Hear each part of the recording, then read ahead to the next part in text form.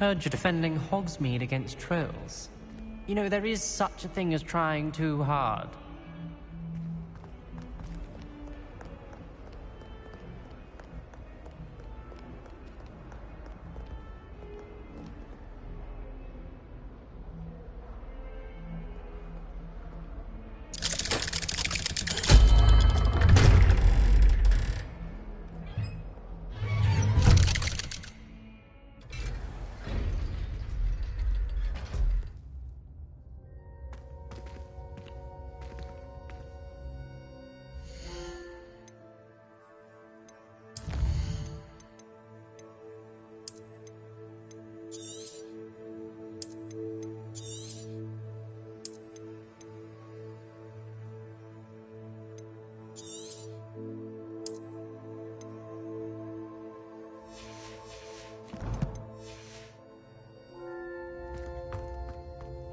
You'll never believe what I've learned.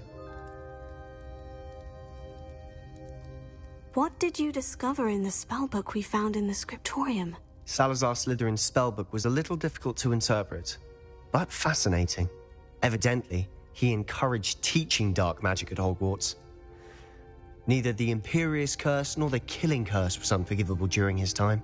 He believed students should be prepared to use dark magic when necessary, not to fear it. That's why we had to use Crucio to gain access to the scriptorium. He didn't want his knowledge shared with anyone who was afraid of the power of dark magic.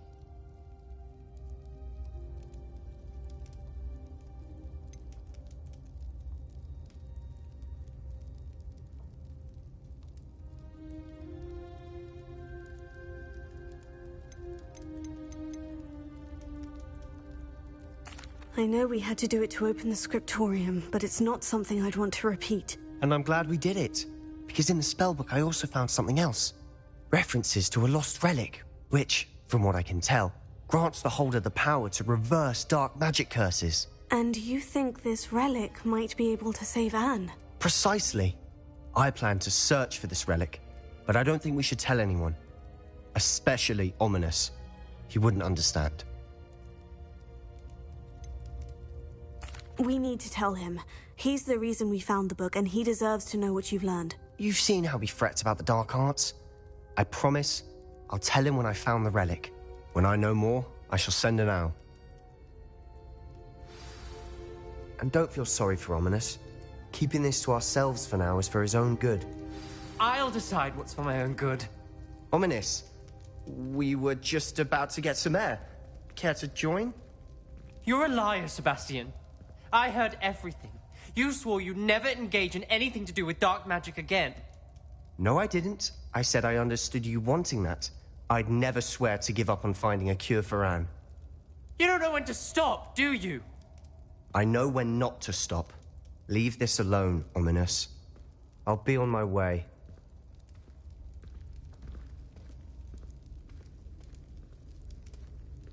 I am not letting this go.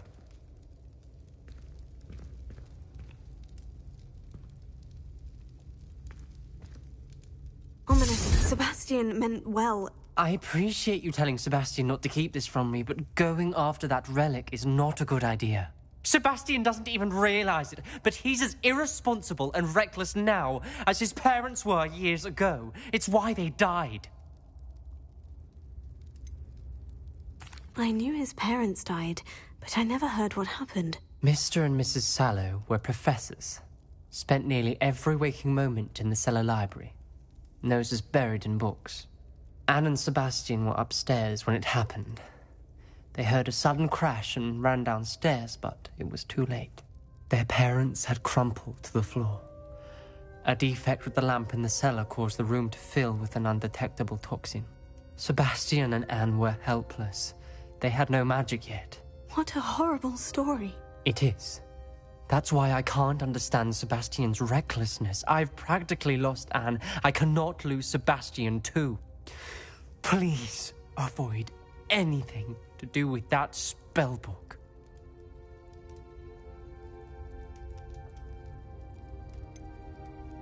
Some references Sebastian mentioned in the book do worry me. I'm glad you understand. I hope Sebastian pursues this no further.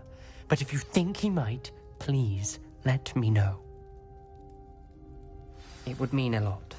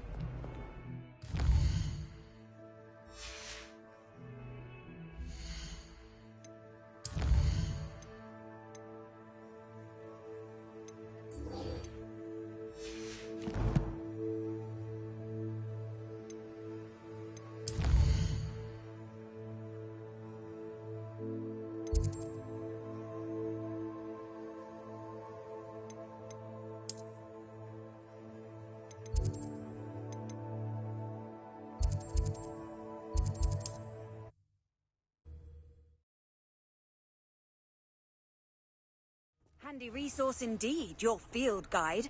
I'm most pleased to be included.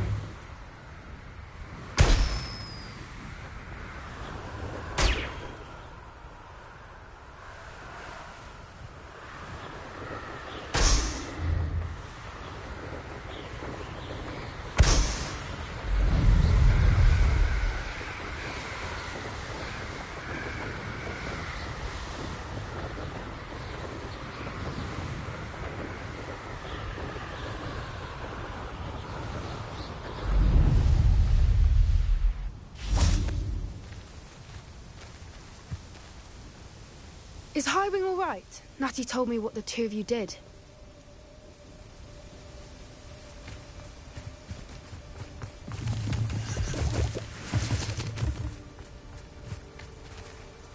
Highwing's fine.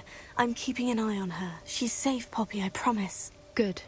Whatever the poachers are up to, I want Highwing far from it. You said you had news about the poachers, and that some of it had to do with me. It did.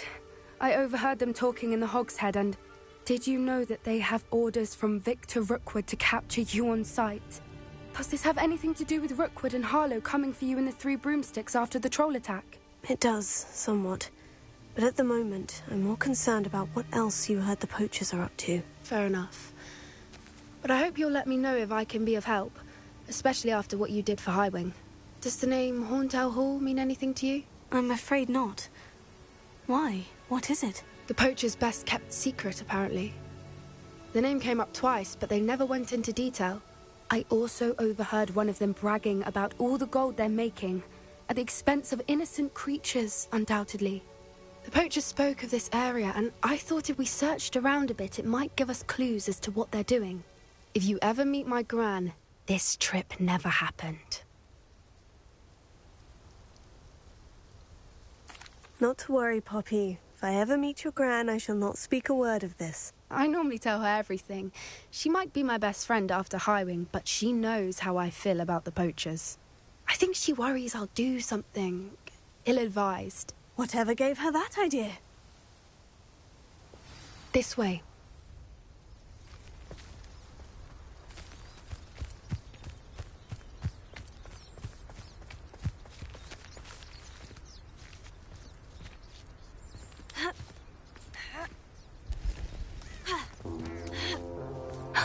A centaur.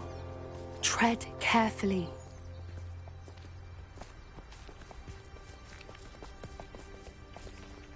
An entire castle to roam, yet you choose to wander here.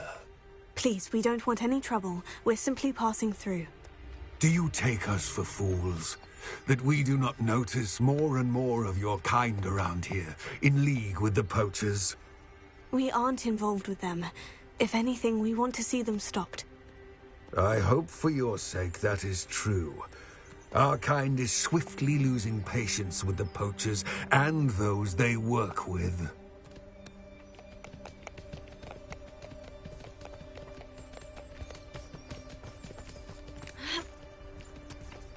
He was certainly a charmer.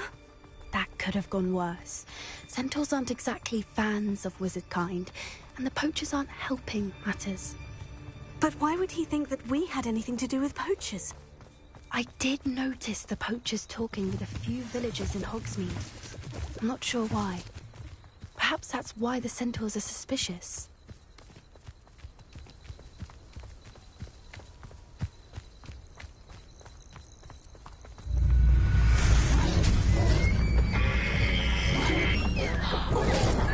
That's the third time I've seen a dugbog behave that violently.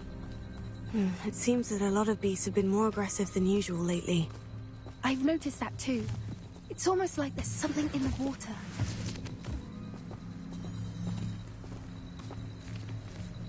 This is odd.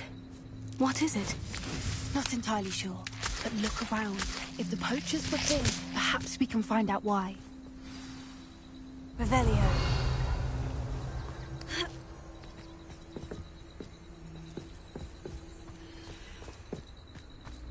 Why wouldn't they take their cages with them when they left? Pelts. Poor beasts. Still smoking. They can't have been gone long.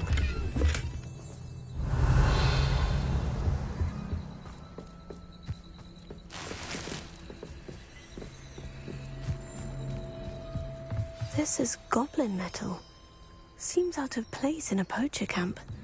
I should tell Poppy about it.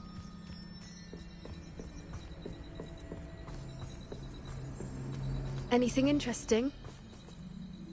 Poachers were here, all sorts of evidence. But I found something else. It's goblin-made. I found goblin armor. Let's keep searching, but carefully. Merlin only knows what's going on here. I don't have a good feeling about this. How do goblin and poacher interests align? Look, down there. Definitely poachers. No creatures, though. So what are they doing out here? Let's take a closer look. They won't be happy to see us. Should we use disillusionment? Or perhaps a less discreet approach? Hard to say from up here. Let's get a better lay of the land. That's a brilliant idea. My mother used to always say, a clear head makes way for a clear path. I know what your path is, since your head's never seen a clear taste.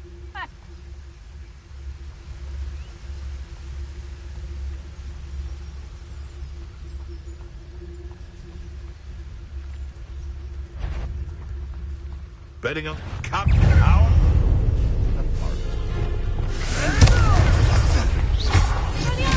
What have you done?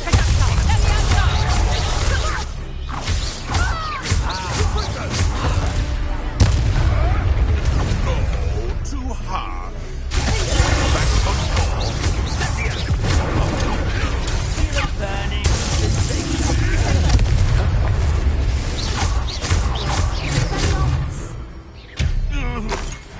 Merlin, you'd think they were guarding the Minister for Magic himself. What is going on here? Only one way to find out.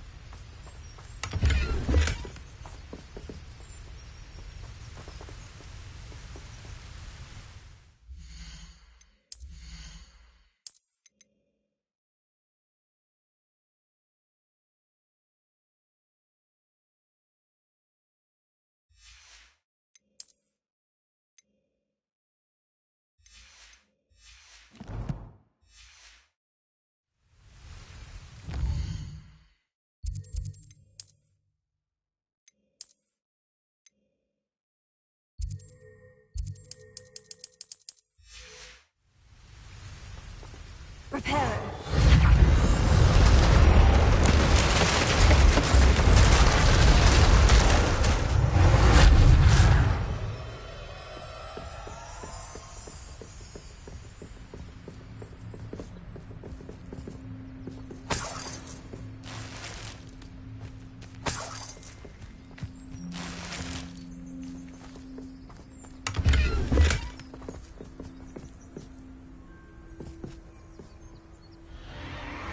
What in Merlin's name? Are those dragons?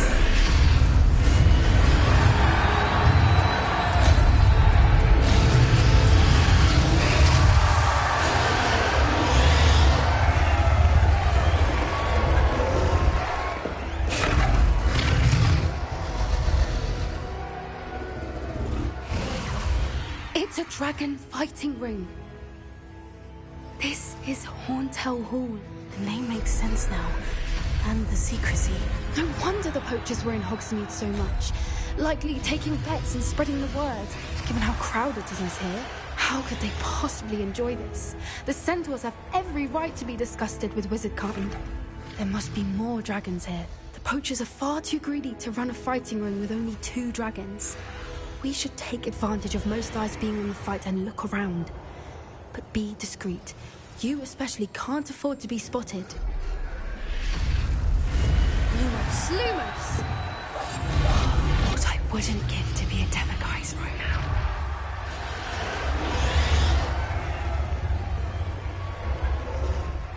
Don't know what Victor was thinking, stroking a...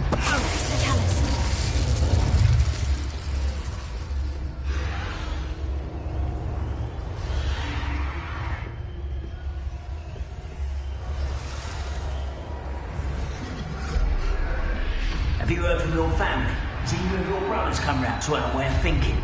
Will they join us? Nah, they say we go too far. The violence isn't gonna get us what we want. I say, if every last wizard is run through with a blade, then violence is gonna get me precisely what I want.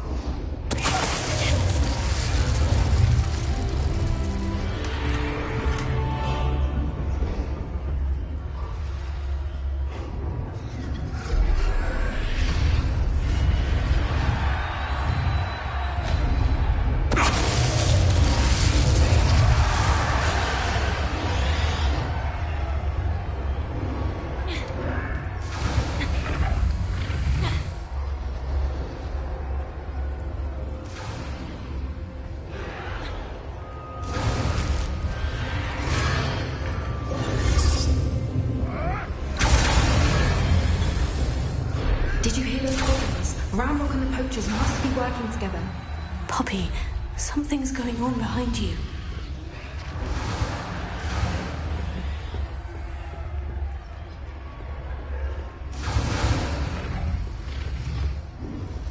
What's going on down there? They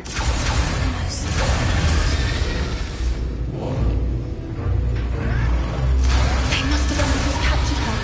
She's putting up quite the fight. Not a fair one, though. Not with her chained up like that. Let's even roll, shall we?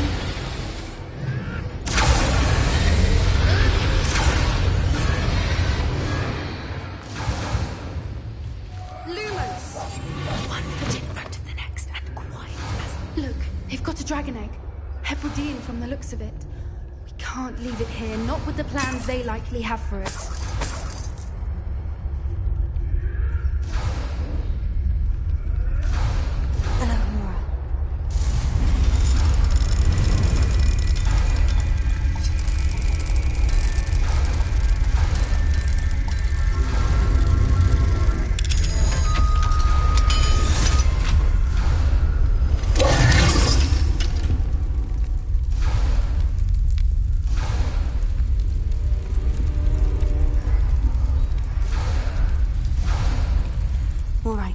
I have the egg.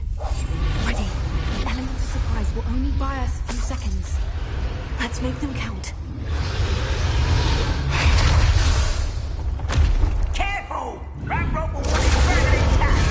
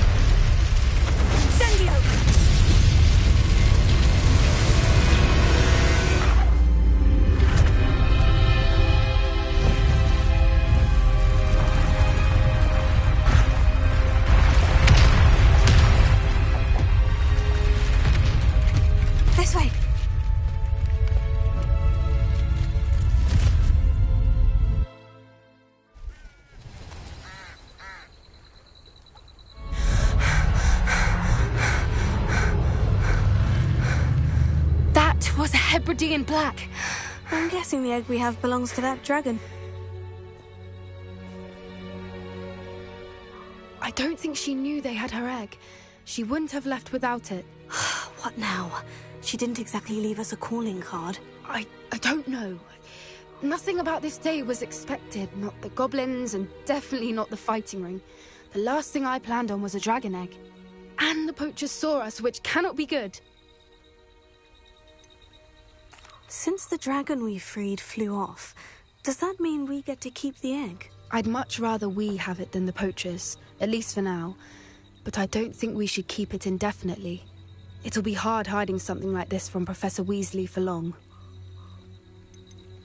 Should we expect trouble from the poachers, given the trouble we just caused? It'd be foolish not to expect it. They're not a forgiving lot. I'm sorry to say that you likely have a larger target on your back now because of what we just did. We aren't helping ourselves standing here. Let's get to safety. We can sort this out later. You're right. If there's anything the poachers are good at, it's tracking their prey. And right now, we're it.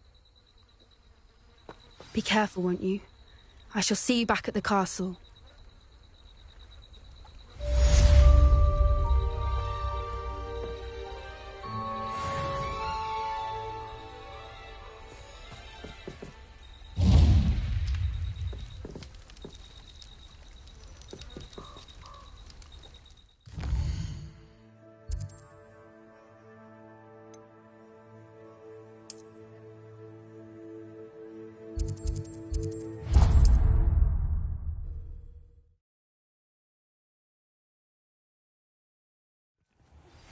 It's time you learned the transformation spell. After you've completed the required tasks, which I'm certain will prove useful in finishing your field guide, attend my class to learn the new spell. Afterwards, we will discuss your progress thus far in the term.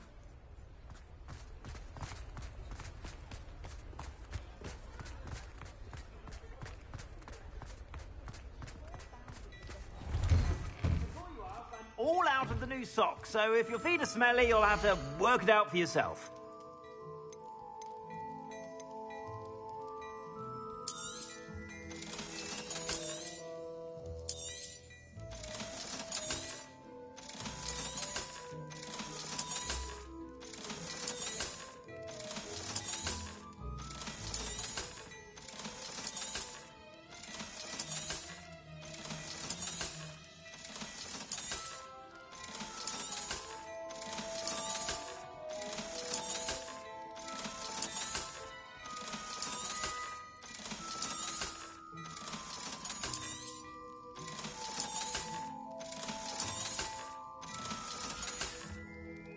I suspect you have a sharp eye for fashion.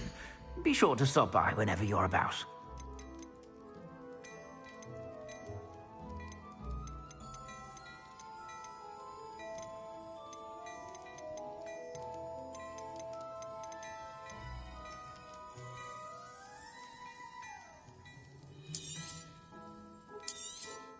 You won't be disappointed. That's a Gladrag's promise. Plenty for your perusal today. Take your time.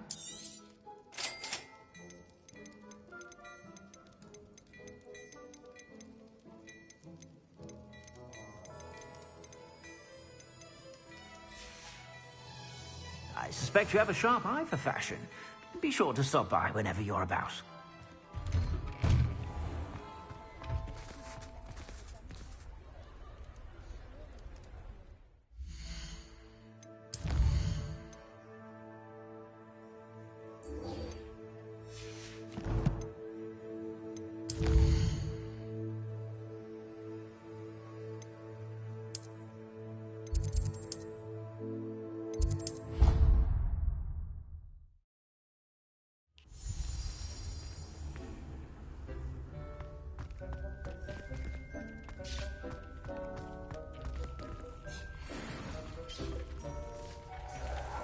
Thinks you should be proud of all the potions you've brewed.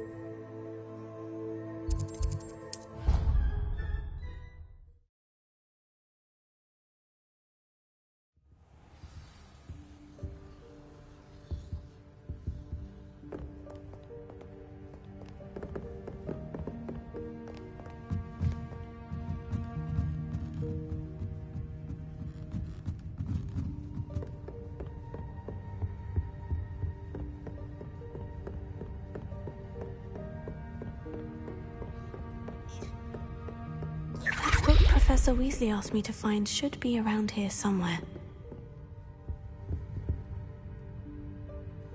Looking for the book Intermediate Transfiguration? Professor Weasley asked me to, get something from that book. May I have it? Did she now? I'll give you this book if you humour me by answering a few questions from my quiz. Quiz? Some people call bits of knowledge trivia. I would argue that no knowledge is trivial. Hence, I have created a small quiz, just for fun, focusing mainly on the lore of the wizarding world. None of the other students will try it, no matter how many times I ask. They all say they have enough with schoolwork. Ugh, they don't value knowledge the way I do. Surely you're interested. I'll even start you off with a few of my easiest questions.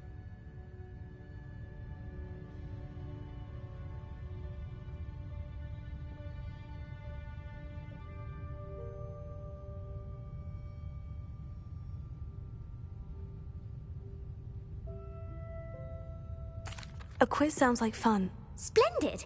Just a few questions and then I'll hand over this book. Let us begin. Before the invention of the golden snitch, which magical creature was used in a game of Quidditch?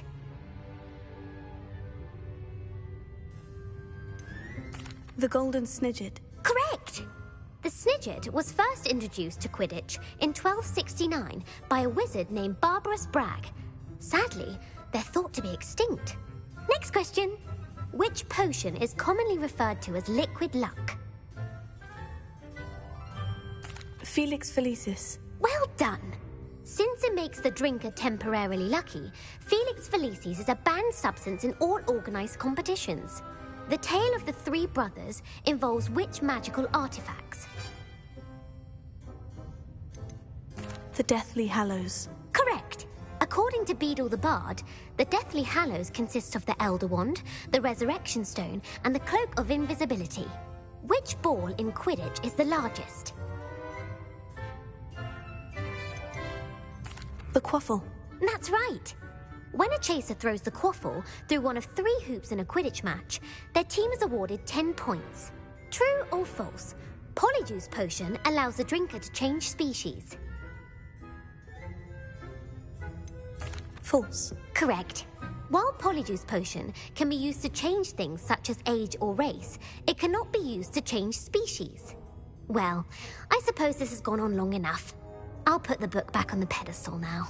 If you're inclined to test your knowledge again, I have plenty more questions I could ask you. And I won't be giving you any more easy questions either. The next ones will be more difficult.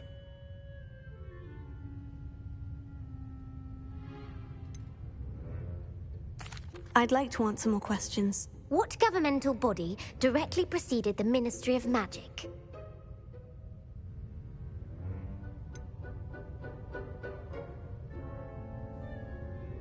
The International Confederation of Wizards. No, that's incorrect. The answer was the Wizards' Council. The Wizards' Council disbanded in 1707 after the creation of the International Statute of Wizarding Secrecy, which required a more structured government to support its enforcement. Which dragon breed is the smallest?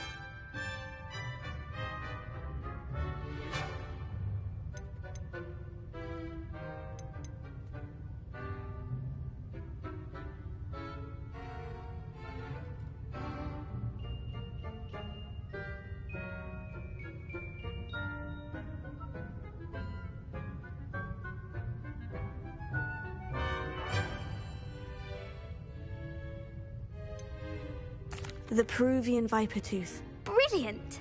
Though the Vipertooth is the smallest breed, averaging at around 15 feet in length, it is also the fastest breed and feared for its venomous fangs.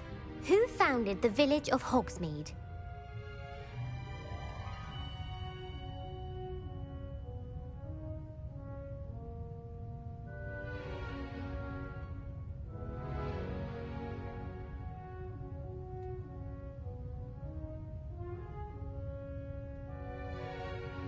Hengist of Woodcroft.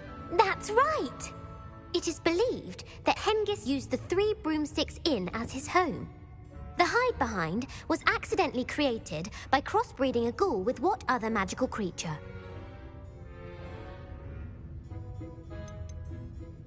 A demiguise. Yes! While the Hidebehind has the power of invisibility, those who have seen it have described it as a tall, thin monkey with silver hair. What is the only spell known to repel a Lethifold? The Patronus charm. Well done.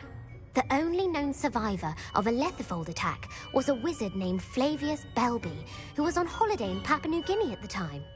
Who published the law of elemental transfiguration? Gamp. That's it! One of the principal exceptions to Gamp's law is that food cannot be conjured, though it can be summoned. What does the Hogwarts motto translate to? Never tickle a sleeping dragon. Correct! In Latin, the Hogwarts motto is Draco Dormiens Nunquam Titilandus. Which magical creature is the only one known to produce eggs through its mouth?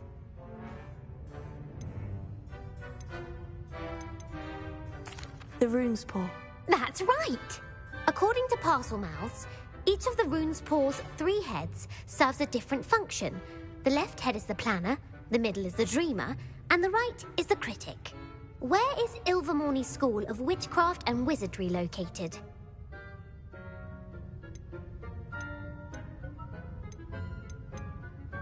Mount Greylock. Well done! The American school was founded in the 17th century by Iseult Sayre and James Stewart. What is the most powerful love potion known to wizard kind? Amortentia. That's the answer.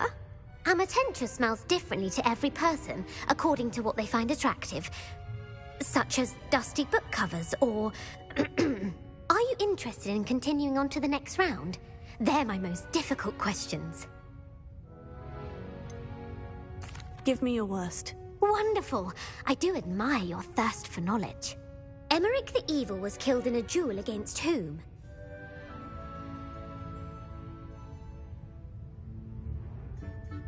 Egbert the Egregious. That's right. Emmerich gained notoriety for terrorizing villages in the south of England during the Middle Ages, when he was the master of the Elder Wand. If a chaser keeps their hand on the quaffle as it goes through the goal, what foul are they committing?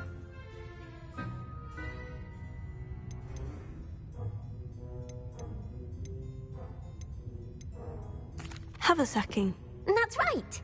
Blatching is flying to intentionally collide with a player. Stooging is when 2 chasers knock the other team's keeper away from the goals so that a 3rd chaser can score. A bite from a mackled malaclaw has the unusual side effect of causing what? Bad luck. Correct! Native to the European coastline, the effects of a malaclaw's bite can last up to a week. What plant excretes stink sap? Mimblus Mimbletonia. Correct! The Mimblus Mimbletonia plant secretes stink sap as a defensive mechanism when touched. The Pepper-Up potion evolved from a remedy created by which 12th century wizard? Linfred of Stinchcombe. Very good. Centuries later, Glover Hipworth would expand on Linfred's previous work to create the Pepper-Up potion we know today. In The Wizard and the Hopping Pot, what does the elder wizard leave for his son in the hopping pot? A single slipper. That's correct. The story was created by Beadle the Bard, but there are a few versions. I won't spoil what the slipper was for if you haven't read it recently. The Snallygaster is native to which region of the world? North America. That's right. The part bird, part reptile is a distant relative of the Occamy and has serrated fangs and a bulletproof hide. Who is the Muggle knight featured in the Fountain of Fair Fortune? Sir Luckless. Correct! The 3 witches in the story are named Asha, Altheda, and Amata. Oh, I adore a story that ends with a twist. The world's largest kelpie is also known by what other name? The Loch Ness Monster. Correct. The Office of Misinformation has worked diligently to discredit any Muggle evidence of the kelpie's existence. Who was the first Minister for Magic? Ulick Gamp. Yes. Gamp's greatest legacy was the founding of the Department of Magical Law Enforcement. It outlawed the unforgivable curses. You've answered all of my questions. It's nice to know there's another student who appreciates the value of knowledge. I'm frankly astonished by how well you did. You have a talent for trivia. Thank you for humoring me by participating. I had a splendid time. I put the book back on the pedestal for you. Revelio would make quick work of this. Professor Weasley's tasks are complete. I should attend Transfiguration.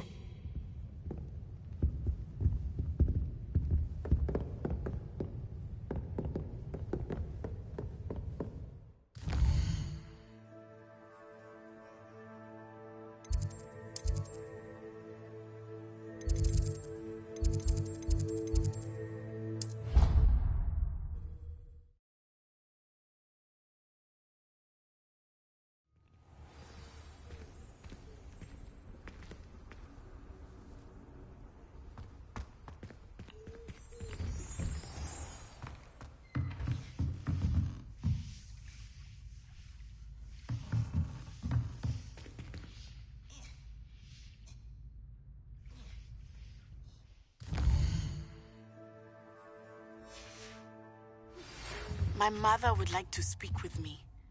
I believe she has learned about some of what we've been up to. I'm hoping she may be easier on me if you are there. Beautiful.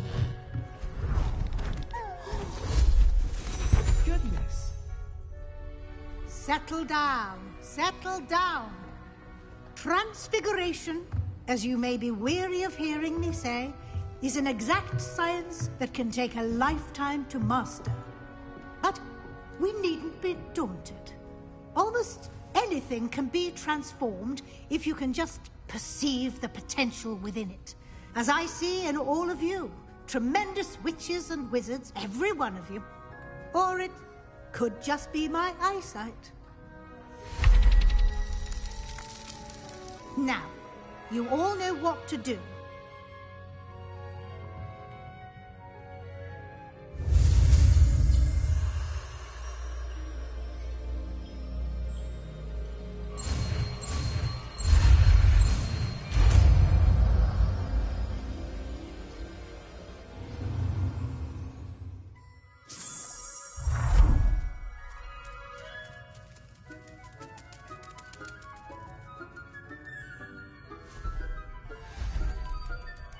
Beautifully done.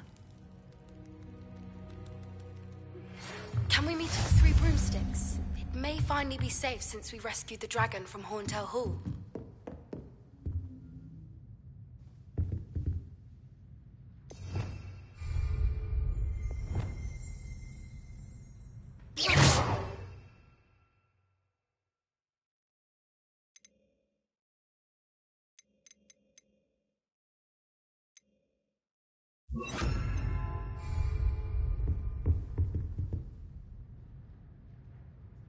You wanted to discuss my progress so far this term, Professor. I did. You seem to have had no trouble in getting up to speed. And frankly, excelling in your schoolwork this year.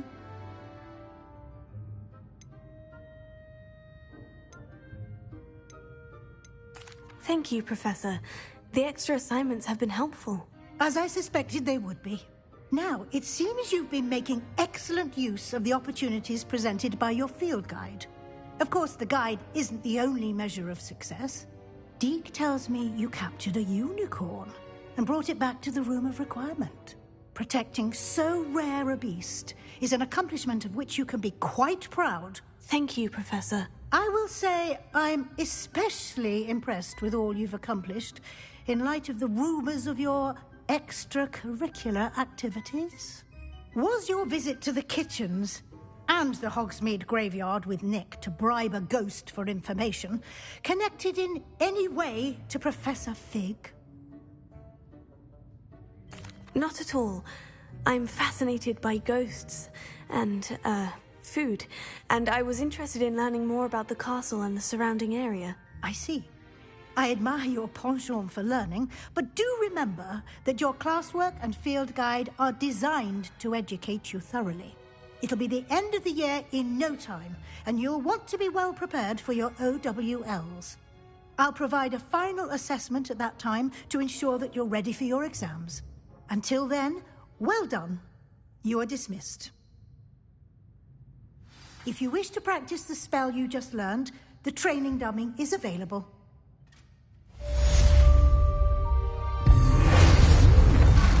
Glad to see you were paying close attention to my demonstration of the transformation spell.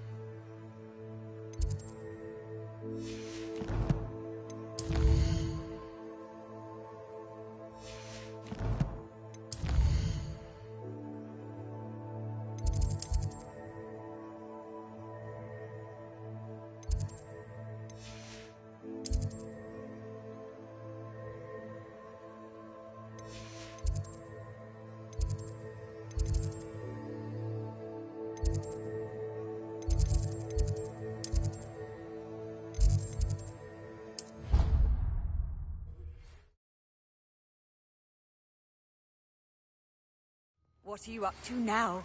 The helmet failed, but I have another idea. I think we may be able to find what we need at a goblin mine south of Hogwarts. Meet me there, and bring someone who speaks gobbledygook. I remember Armid mentioning something about gobbledygook.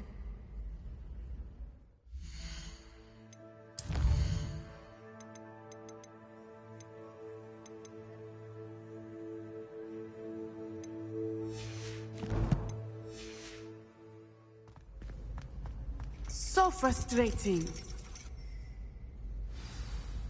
You wanted to speak with me, Mother? I had hoped to speak with you alone, Natsai. Your message mentioned your concern about an unusual creature that was spotted in the woods near Hogsmeade. That could have been anything. You know what it was, Natsai. I am allowed to leave the castle. I am always careful, Mother. Careful? Officer Singer disagrees. She sent me an owl telling me that you have been trying to collect evidence of some kind against dark wizards. She berated me for not keeping a closer eye on you, and she is right. I do not want you visiting Hogsmeade for the near future. But Mother! My little gazelle, you are well-intentioned, but you must not meddle in the affairs of dangerous people. If someone had meddled in Matabeleland, Father would still be with us. I must get to class. Perhaps your friend can get you to listen to reason. So frustrating. She never listens to me. She called you her little gazelle. Is that a term of endearment where you're from? It is specific to me. I am the unusual creature in Hogsmeade she mentioned. Self-transfiguration is not taught at Hogwarts, so I am gently discouraged from practicing it. However, I am an animagus, and it is in my gazelle form that I have been able to wander the Highlands rather freely until now, much to my mother's chagrin. That is how I managed to spy on Rookwood and Harlow.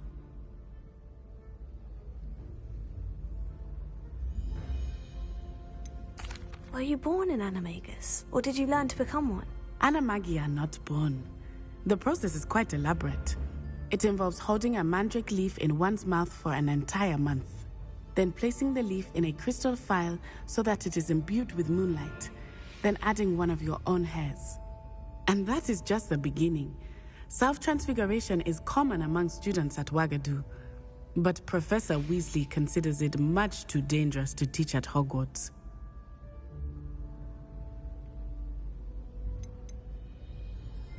Can you choose what form your animagus will take? Oh no, a person's animagus form is determined by their personality. My mother is convinced that my form is a gazelle because I adapt well to any situation. I believe it is because I can sense danger and keep my wits about me.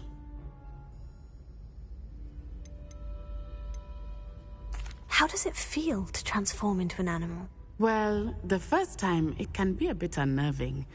I felt a kind of searing pain and a strong double heartbeat. But it gets easier the more you do it. I no longer feel any pain, and I must say, I find a sense of comfort in the double heartbeat. And I love being able to view the world from a different perspective. Now the nickname makes sense. What an extraordinary ability to have. It is. I love transforming, but Mother is less enthusiastic about it. She says that no creature, especially one as rare as a gazelle, should be bounding about where poaching has become so prevalent. She claims that she has foreseen tragedy befall me in my gazelle form. But she has used her sight to control me too many times. I no longer believe it.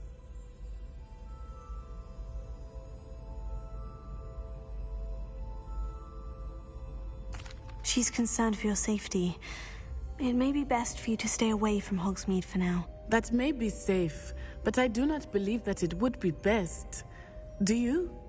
You could have fled the moment you discovered that Rookwood, Harlow, and Ranrock were after you, but you did not.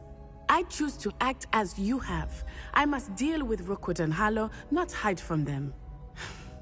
My mother cannot know where I am all the time. Thank you for being here during that rather awkward conversation.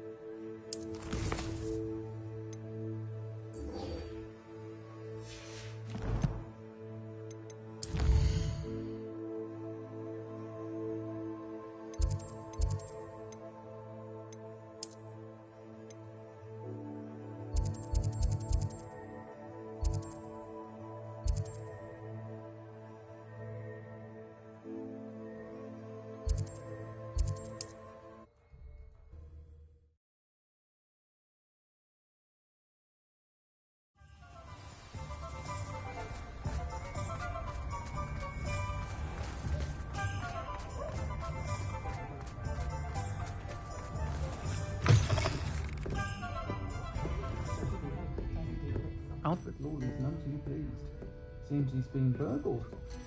I shall pretend I never heard. Over here.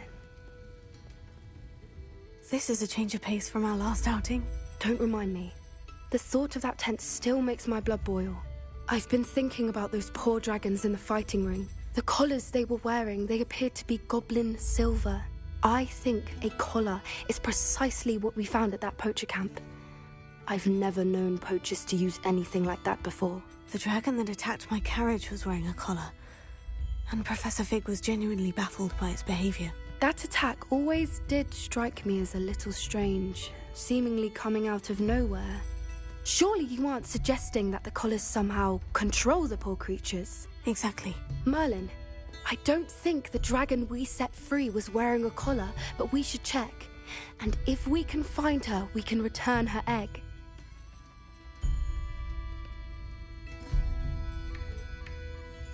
That's a good idea. We need to see this through. I'll start looking into it right away. There was something else that I wanted to discuss with you. I didn't want to press it before. It seems I may have caused you more trouble with Victor Rookwood. Why is he after you? Rookwood is working with Ranrock, and Ranrock is after something I found at Gringotts. Fig had a port key that led us there after the dragon attack.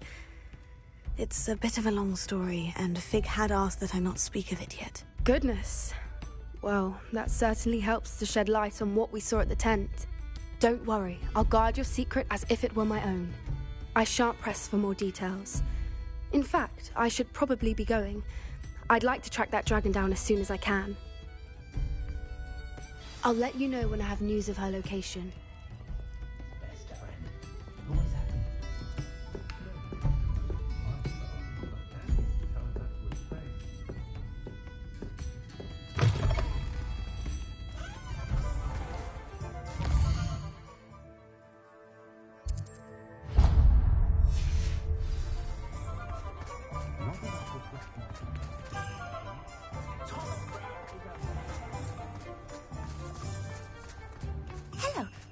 to me.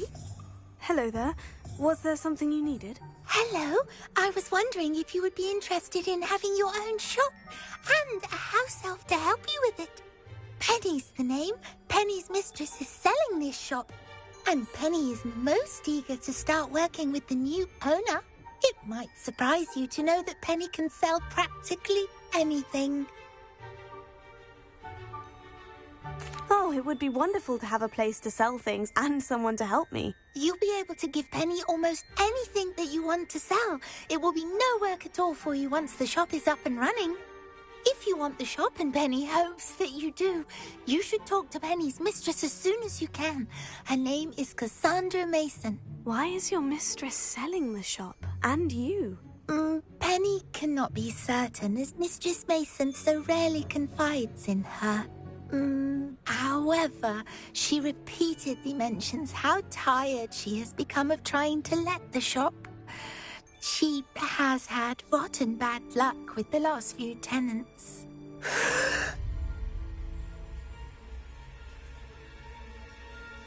Are you all right? Are you holding your breath?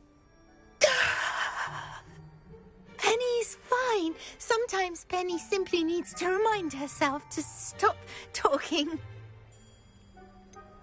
What kind of things would I be able to sell in the shop? All kinds. Anything from essence of Dittany to Mooncalf fur. If a buyer exists for something, then Penny can sell it and get the best price. Just ask Mistress Mason. Why are the premises in such disarray? Oh, the previous tenants were not able to manage very well. They seem to have given up rather quickly. Penny is perfectly capable of helping clean and repair, so the shop will be ready for business in no time. How is it you're so good at selling? Seems unusual for a house elf. Oh, before he died, Penny's previous owner, Master Mason, trusted her to do all sorts of things to help him with his shop. Penny supposes it is a bit unusual for a house elf to possess such skill, but Master Mason commanded it, and Penny was happy to oblige. Master Mason was a wonderful master. All right, I shall go and find Madam Mason. Oh, this is splendid news indeed. You won't be sorry. You can find Mistress Mason at her home on the north edge of the village. Penny does hope she gets to work with you.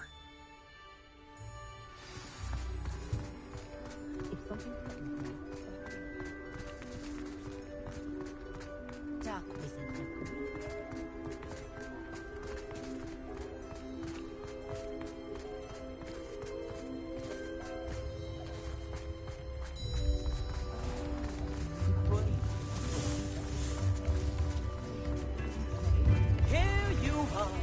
A true patron of the art. I think the fun proves at home. Wouldn't you agree?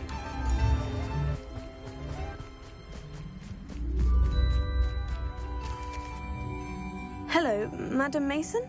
I understand you have a shop to sell. Why, yes. Yes, I do. Are you interested? Yes, I am. I've always wanted to own a shop. How marvellous. I think you will find my terms quite generous. But, and do please forgive me for asking, don't you think you might be a tad young to own a shop? I am quite capable of owning a shop, I can assure you. I should think you'd be happy to have a buyer. Well, I reckon you have the confidence needed for such a venture. And of course you'll have Penny to help you. That elf could sell tea to a troll. I assume she told you she comes with the place. She did indeed. I like you. Tell you what, I shall sell you the space for an exceedingly fair price. I think you might just be shrewd enough to make a go of it. An exceedingly fair price for a shop and an elf. What's the catch? Huh? You are wise to be wary in business dealings. No catch, really. I simply ask that you allow me to do you the favour of buying the shop back. At a discount, of course, should your efforts fail. The last thing we need here in Hogsmeade is for one bad apple to spoil the barrel, if you get my meaning.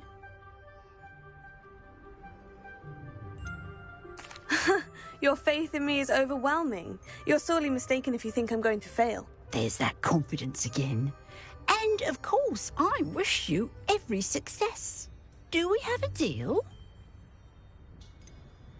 What precisely do you mean, should my efforts fail? Honestly, I only mean that if for some reason you're unable to keep the shop going, I could help you cut your losses.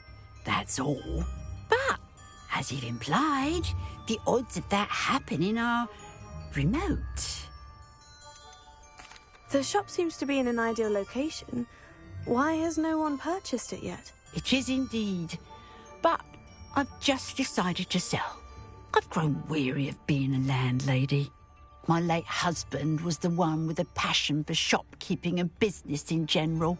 You'd be wise to take advantage of this opportunity before the offers start rolling in.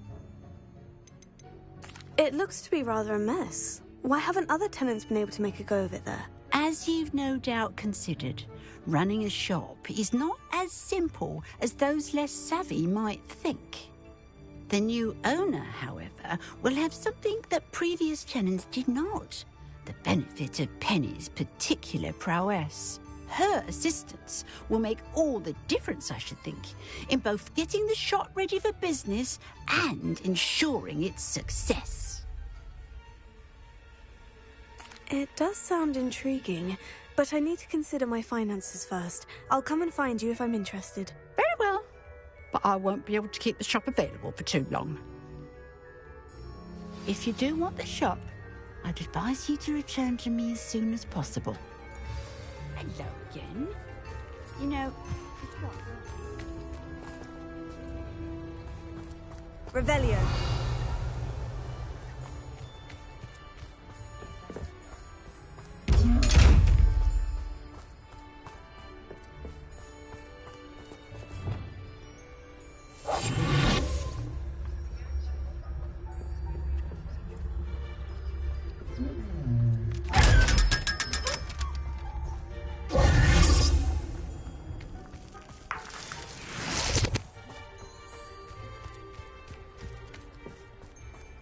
Revelio.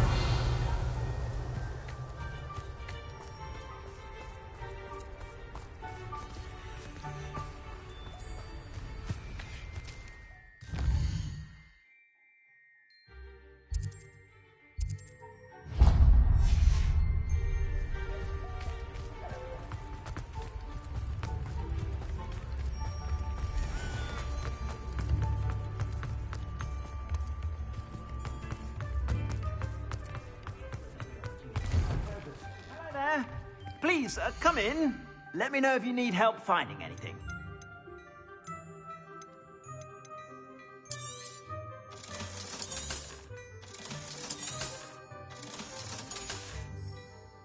I suspect you have a sharp eye for fashion.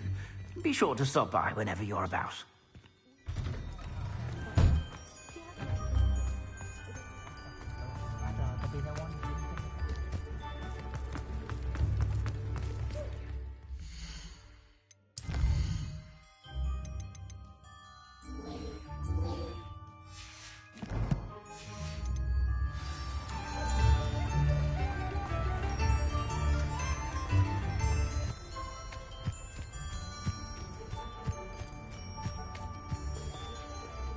Madam Mason, about the shop.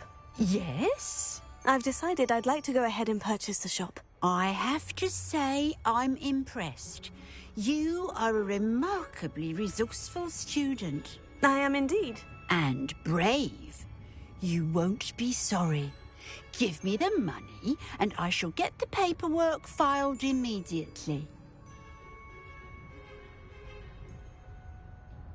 Wonderful! Shall I head directly to the shop? Please do. Oh, one more thing. Since my husband died, I've not been able to bring myself to retrieve some of his personal items. They're in a chest at the back of the shop. Penny has the key. As you get organised, I would be terribly grateful if you could help an old widow and gather his things for me before you open for business. I wish you the very best of luck in your endeavours. Penny will meet you there.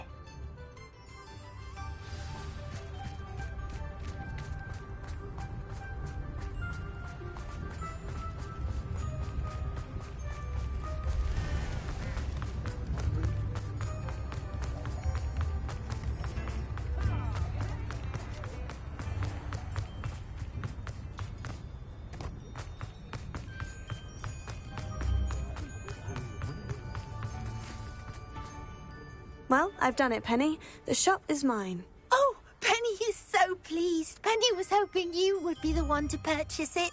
I'm glad you're here to help me. Goodness, what a kind thing to say. Penny will do all that she can to make this a success. There is much to do. The last tenant left in a bit of a rush, so we'll need to clean up and do some repairs. Well then, let's get to it. Penny is ready. Between the two of us, we should have this place up and running in no time. It's getting worse. If there is any chance that the relic from Slytherin's spellbook can help her, I must find it. I'm requesting your help. Meet me outside of Feldcroft, near the catacomb.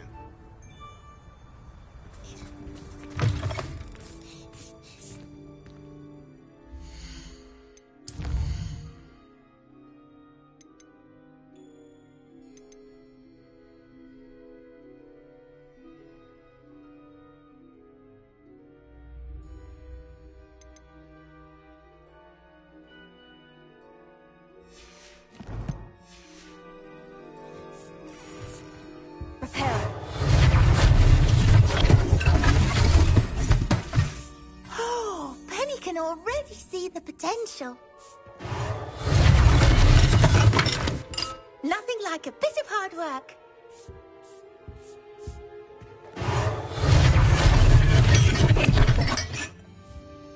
Mistress Mason wanted Penny to be sure and give you this key.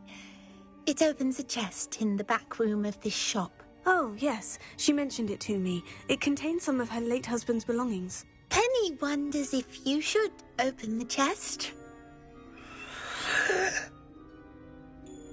Are you holding your breath again? Penny must get back to work now.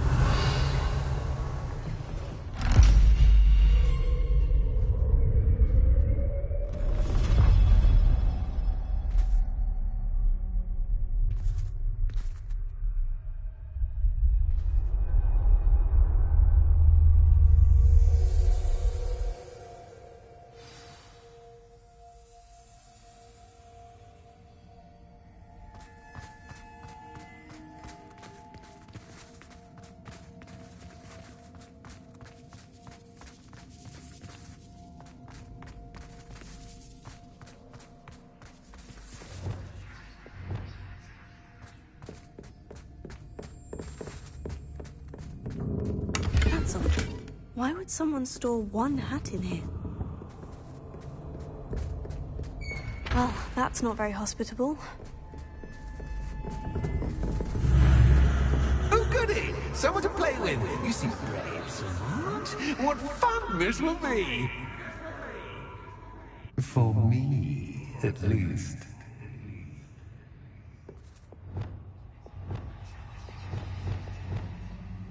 Revelio.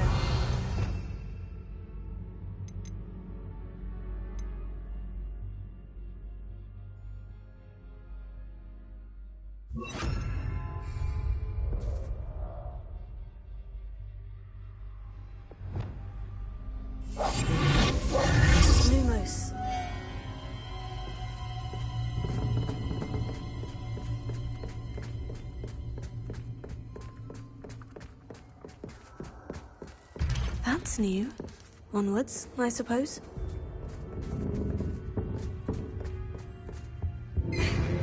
What in the... Who's there?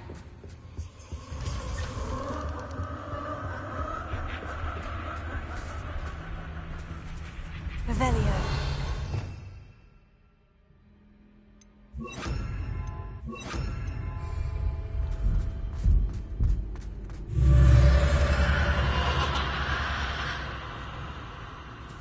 Lumos.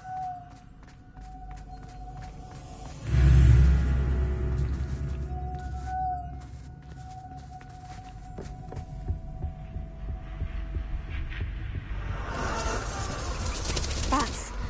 Lovely.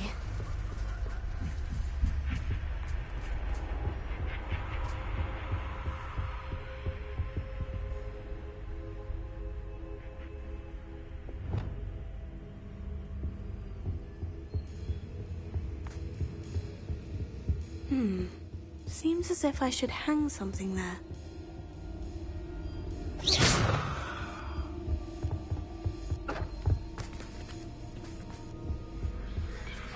Leviosa!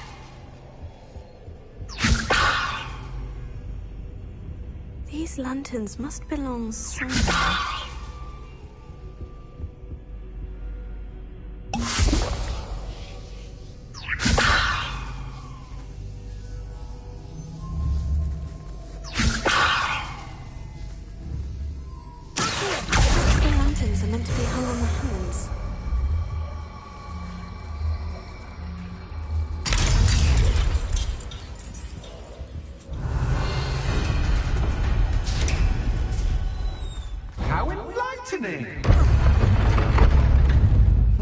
You might survive a bit longer than the others.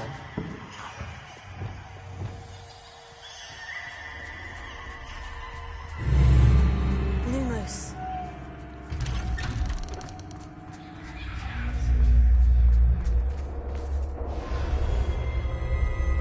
Oh, you've come so far, so quickly. Well done. You might be just the playmate I've been looking for. I do hope you enjoy my playground. I encourage you to tell everyone about it. If you make it out, that is. Please try. If you get to the end, perhaps we can come to some sort of arrangement. I do want your shop to succeed, after all. What's the saying? 2 sides to every story.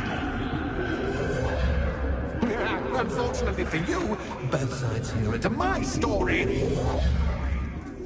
And you'll have to complete both to get to the end.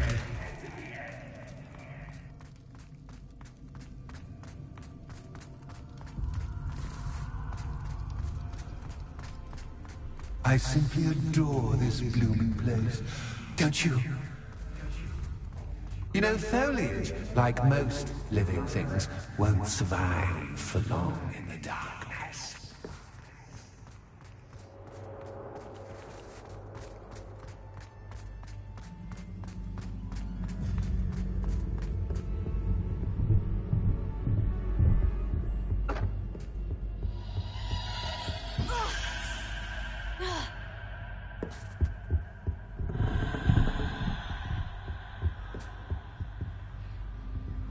Lumos.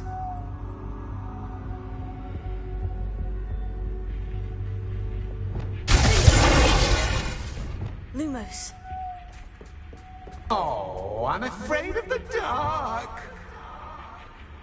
Doesn't matter that I can see you, but you can't see me. It should. Wingardium Leviosa.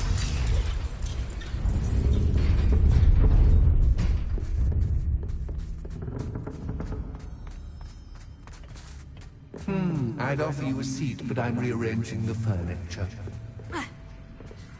Plus, don't want you getting too comfortable. What's in store, do I?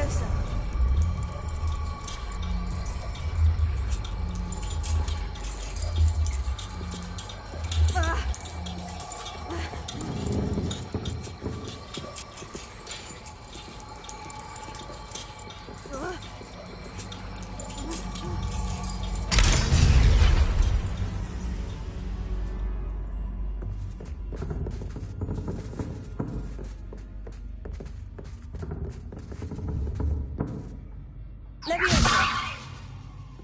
Accio. Wingardium Leviosa.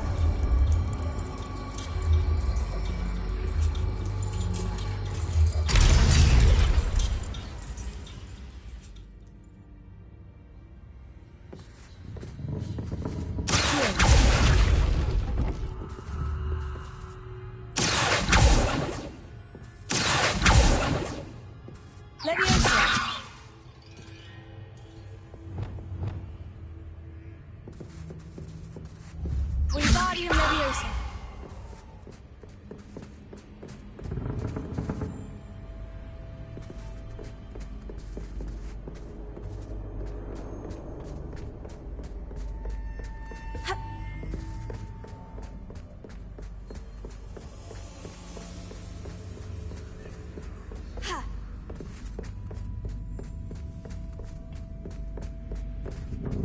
Lumos. Wingardium Leviosa.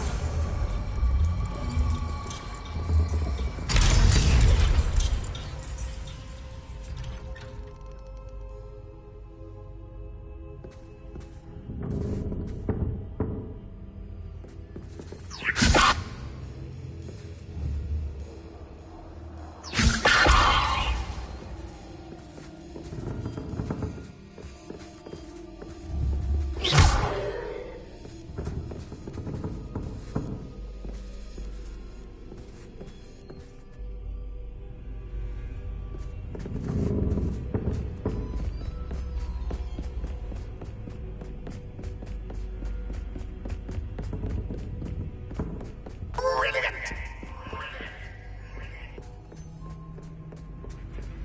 Ah, a worthy playmate. Well done. Lumos.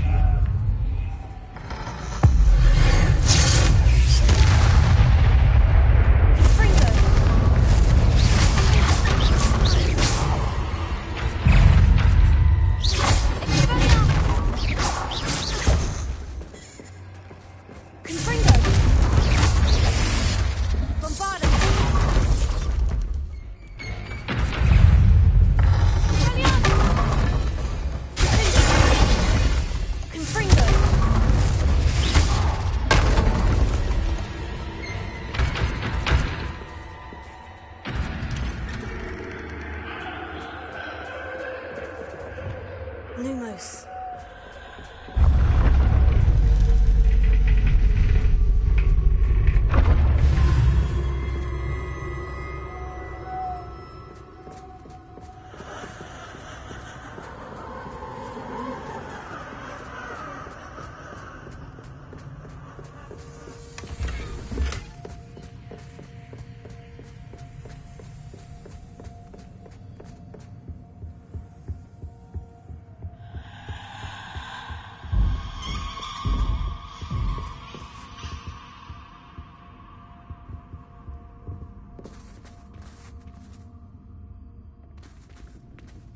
Wingardium Leviosa.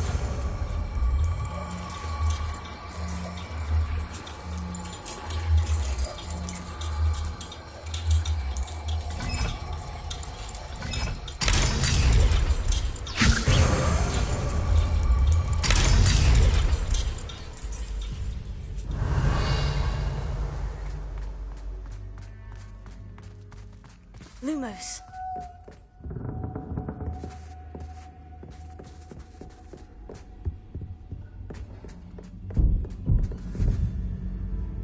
Wingardium Leviosa.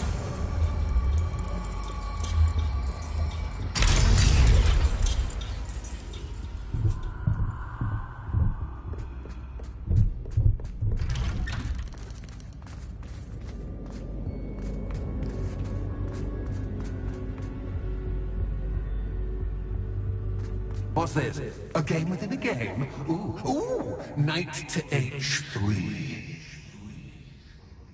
Nighty-night!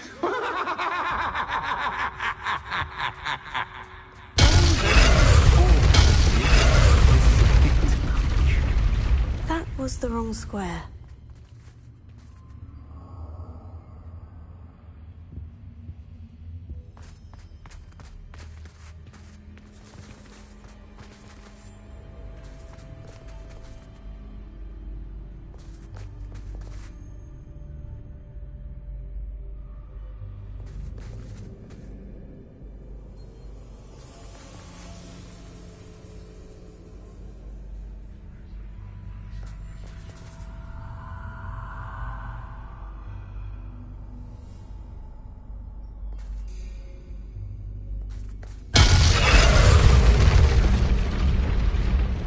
if the chess pieces on the board indicate where I can't go?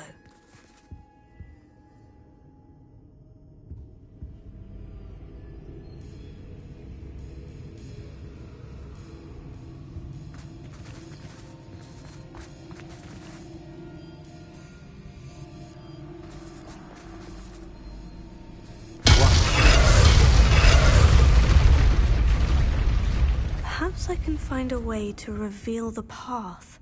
Revelio.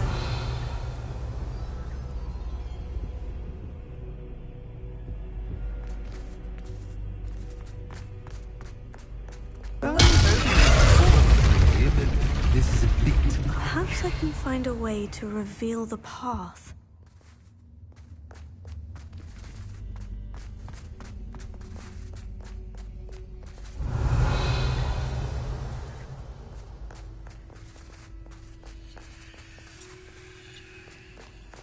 Revelio. That wasn't too difficult. Oh, goodness! I do hope you're having as much fun as me. Lumos. I think I'll keep you around a bit longer.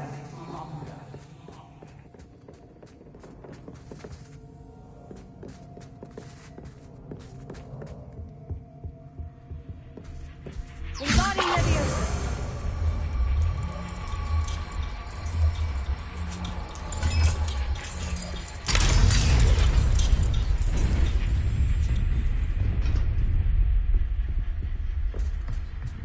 Lumos.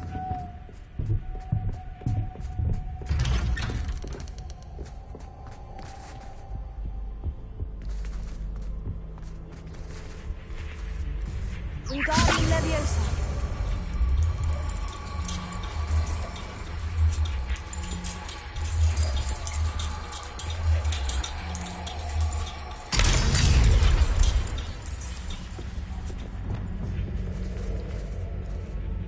Confringo. Wingardium Leviosa.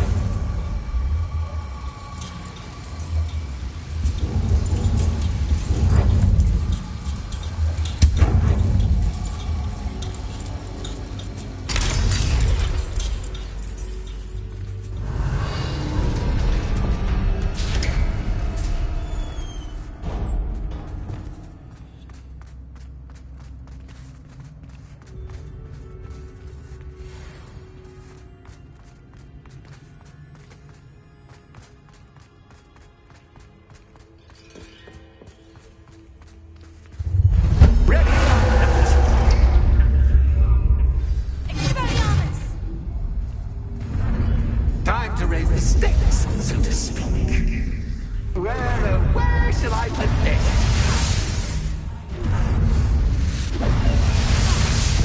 Where shall I put this?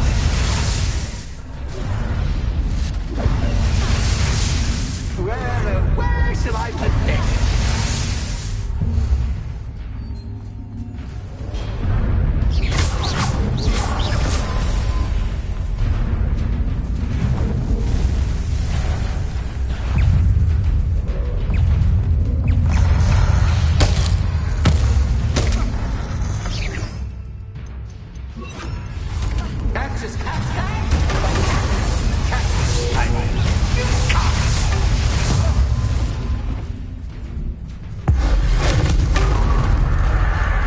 Now that gets your attention. Well, this has been fun. Much to do, much to do. See you in a bit.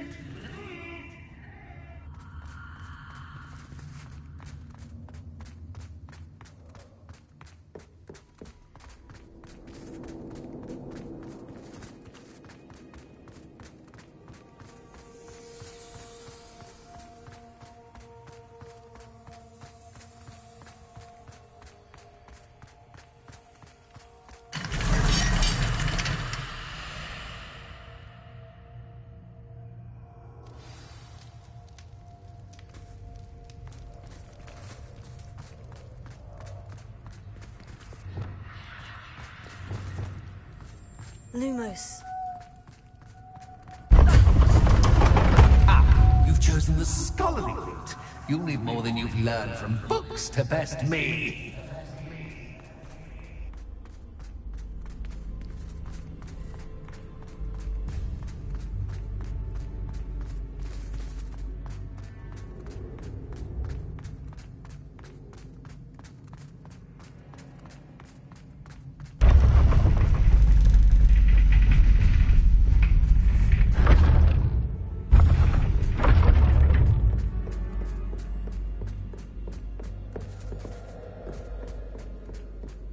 It's always good to have a different perspective on things.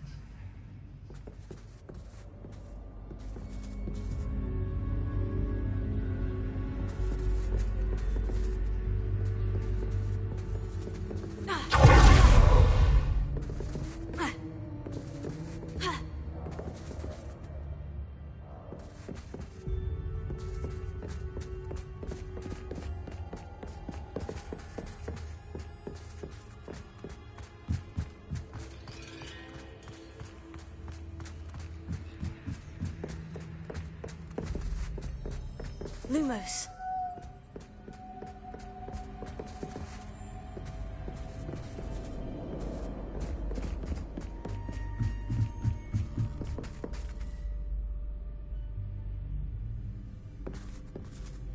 Wingardium Leviosa.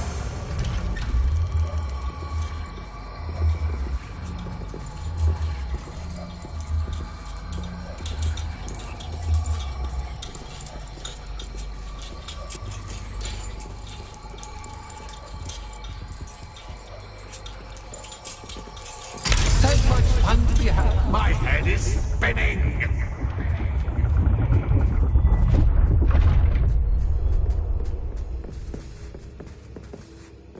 Lumos.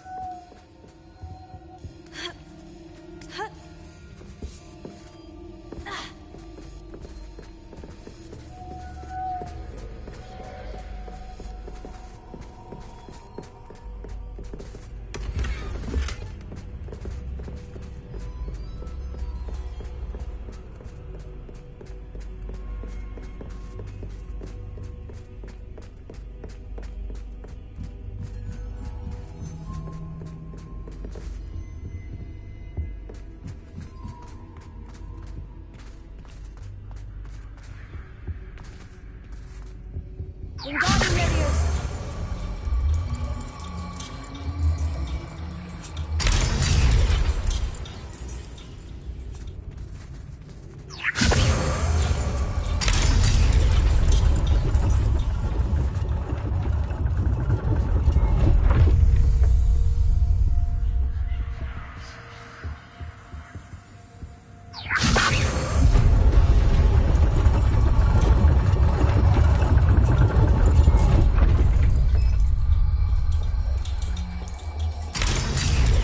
Wingardium Leviosa.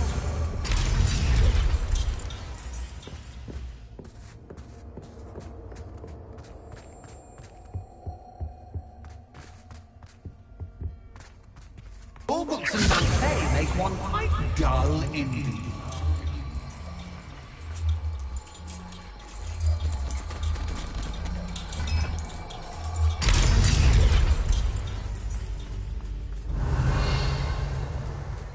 Lumos.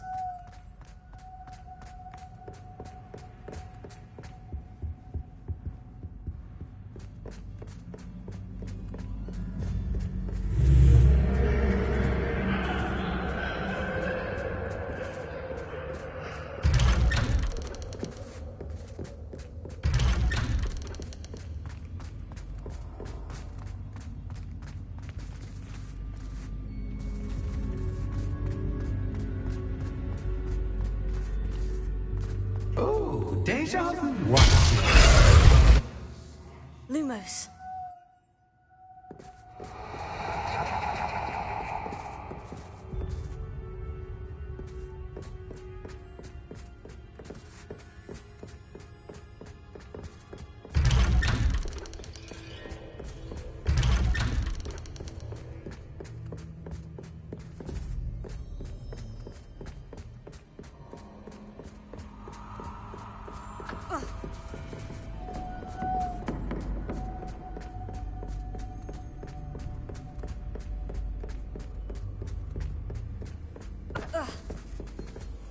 Lumos.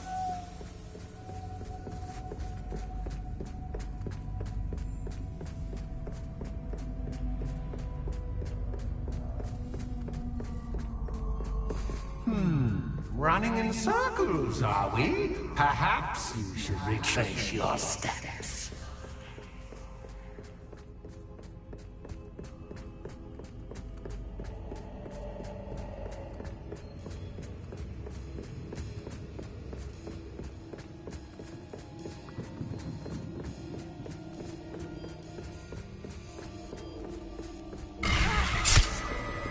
What was that? Lumos.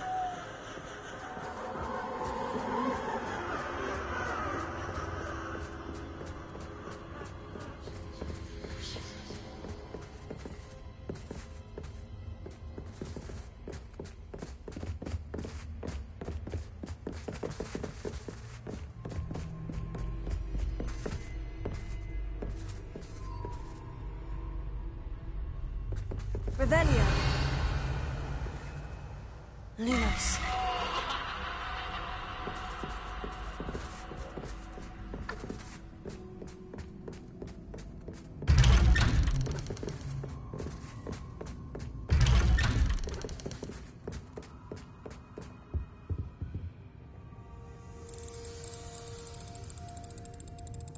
Oh, how nice of him to pop in.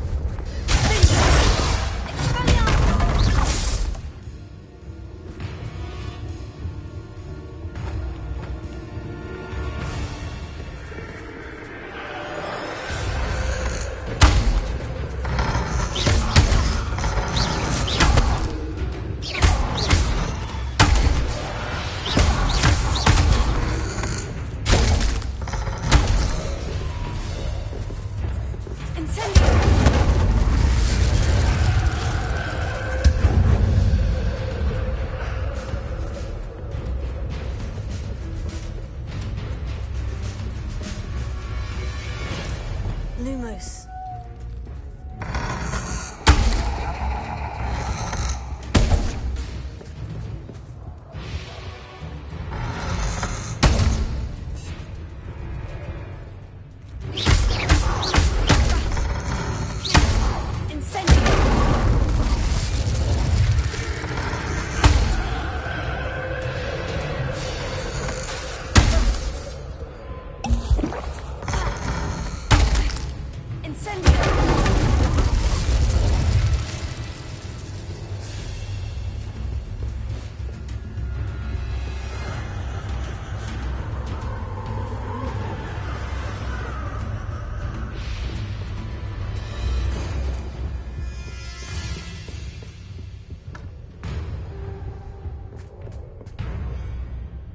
Lumos.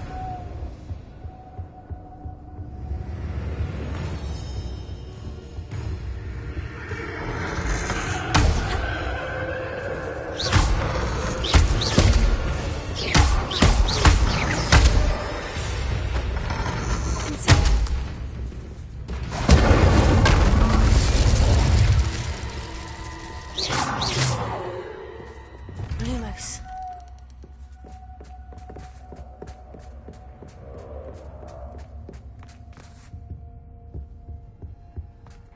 Wingardium Leviosa.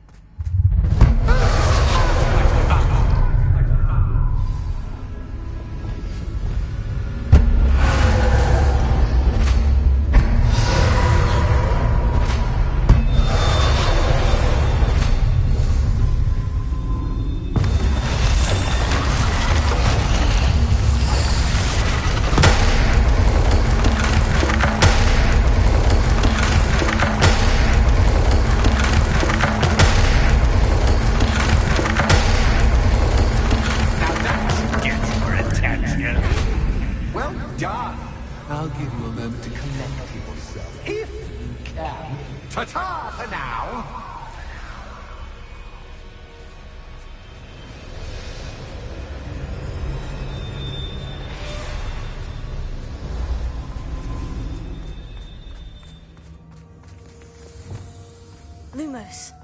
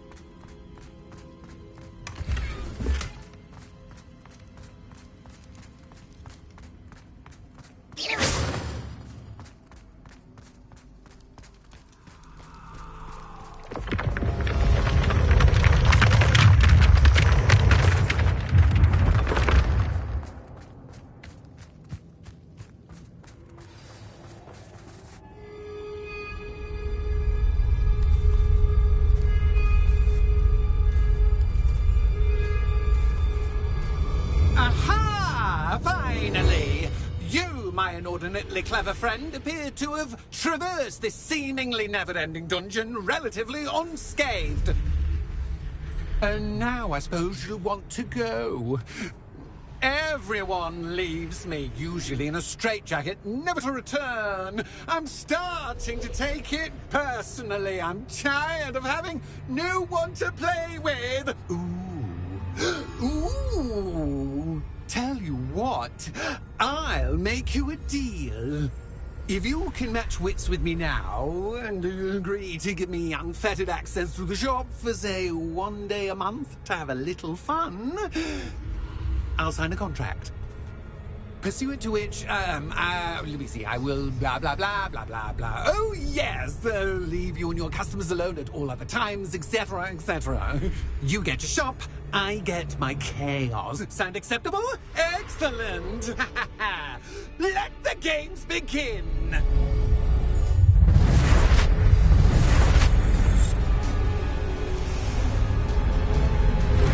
Anxious cat guy, but cat, I mean. You can't!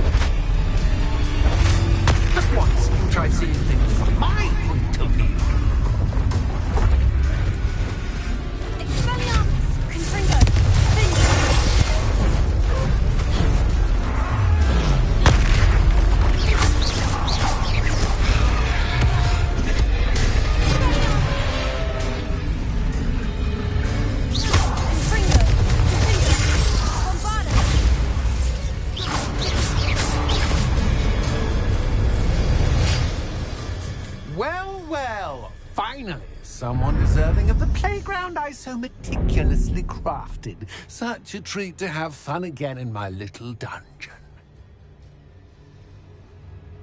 I must say, I enjoy a good challenge. A kindred, dare I say, spirit. So, about that contract. I am a poltergeist of my word. Just to be clear, what does this agreement entail, specifically? Pay attention. You guarantee that I can have my fun at least one day each month without fuss. I let you work the rest of the time, mostly in peace. Why would you enter into such an agreement? Much as I love banging about the place, it's no comparison to seeing customers' faces when I bonk them on the heads with a chocolate frog. One doesn't really understand the value of an audience until one is without it. Very well. I shall agree to your contract, with one small addendum. Hooray! No more of this unsatisfying banging about all day in a pitiful void. Wait, did you say one small addendum? I did. In order that I have a successful shop with lots of customers, would you agree to causing chaos only after 9 o'clock in the evening? Would you agree to at least 2 days a month instead of 1? I would. Pleasure doing business with you. You've worn me out. Well done. I had a feeling about you. I have to admit, Cassandra did a wonderful job finding the perfect playmate.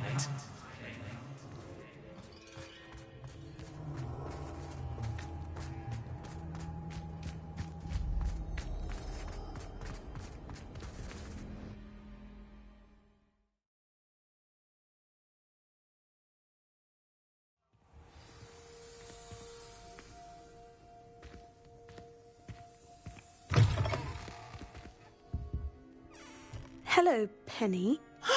Penny is so glad you're back. Were you worried I might not return? Penny was beginning to think yet another shopkeeper was going to end up in St. Mungo's. Another shopkeeper? St. Mungo's? I think you should explain, Penny. Penny, please stop holding your breath. Tell me what's going on. Oh, please forgive Penny. Penny is forbidden from telling you anything. But how can you be forbidden from telling me what's going on? I purchased the shop. Penny is confused. Penny thought that if you came back, you would own the shop. Thank you, Penny. I think I'm going to need to talk to the authorities. Oh, Penny is certain that's a brilliant idea. Officer Singer will know what to do. Penny will wait right here.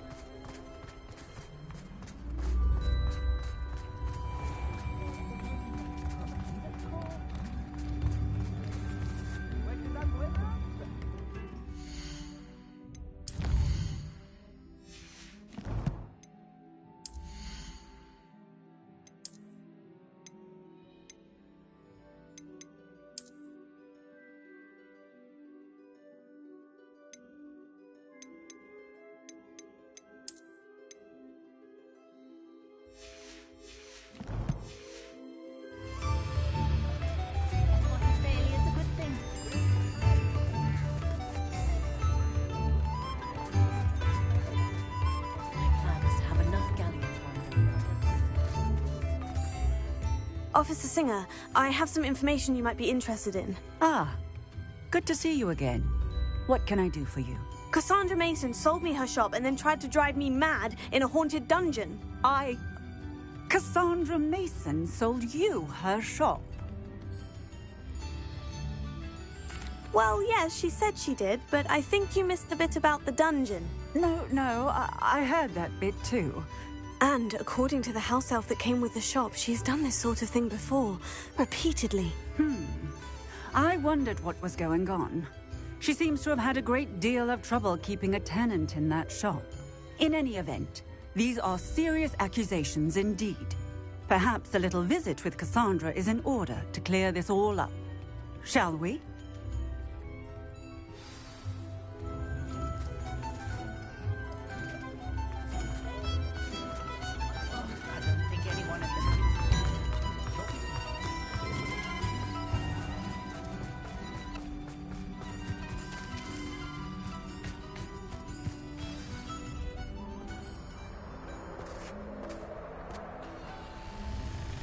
Oh, hello, Ruth. I see you've met my new tenant.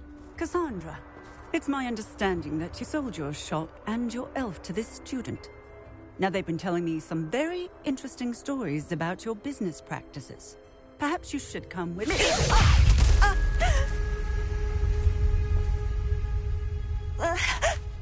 Stop her!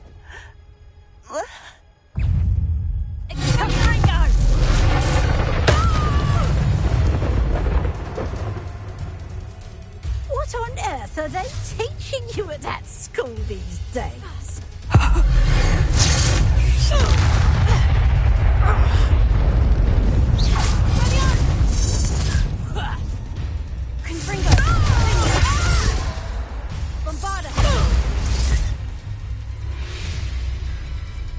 I should have known better than to do business with a wireless student.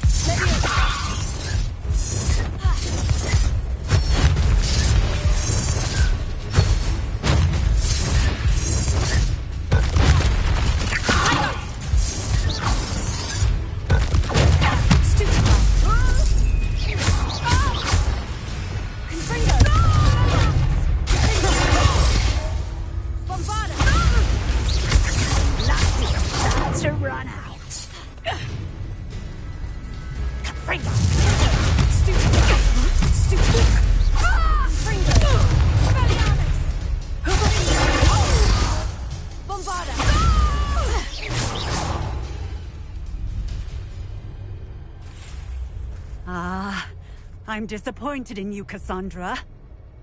Incarcerate! You don't know what you're doing! Don't I? I always wondered why you couldn't seem to keep a tenant in that shop of yours. I must admit, the notion of a haunted dungeon never crossed my mind. Thanks for this. You can head back to the shop. Check on that house elf of yours. She's probably terrified. Scrawny little traitorous elf! I should have known it was... Silencio.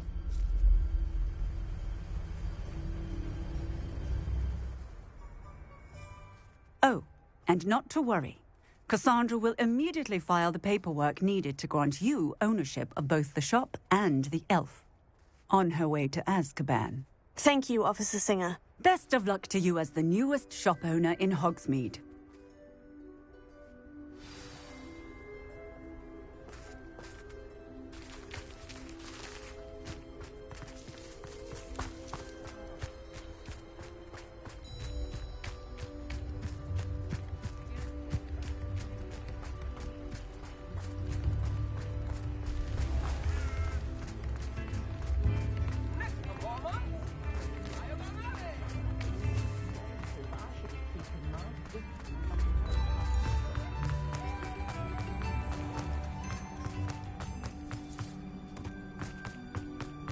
Stop a thief in their tracks.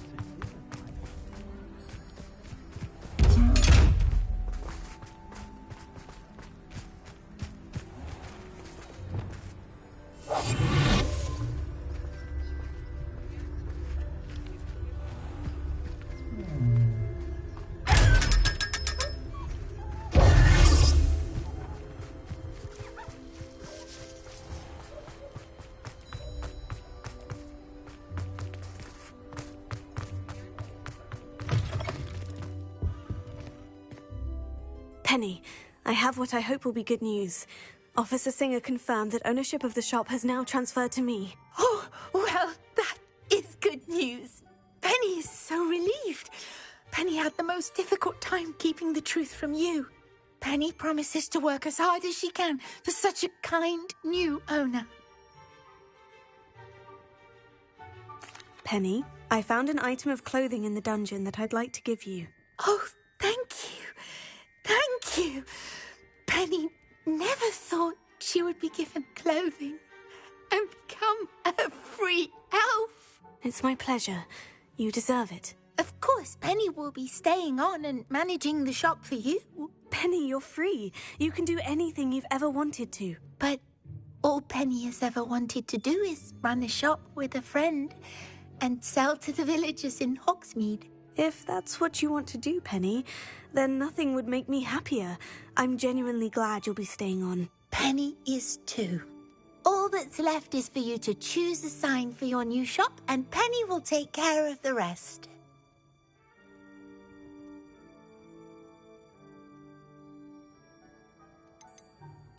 I choose stitches and drafts. Excellent choice. Have a look outside. Thank you. I shall work on collecting items for the shop's inventory. Oh, and Penny, we'll be closing the shop by 9 o'clock every night.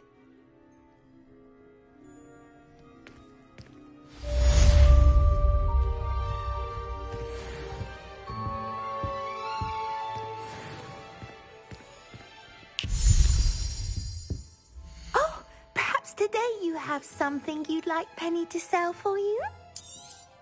Oh, Penny will fetch a good price for what you'd like to sell. Penny wishes you safe and wondrous travels. I have some promising news about the location of our Hebridean dragon friend and where to return her you-know-what. Meet me in the town circle in Hogsmeade.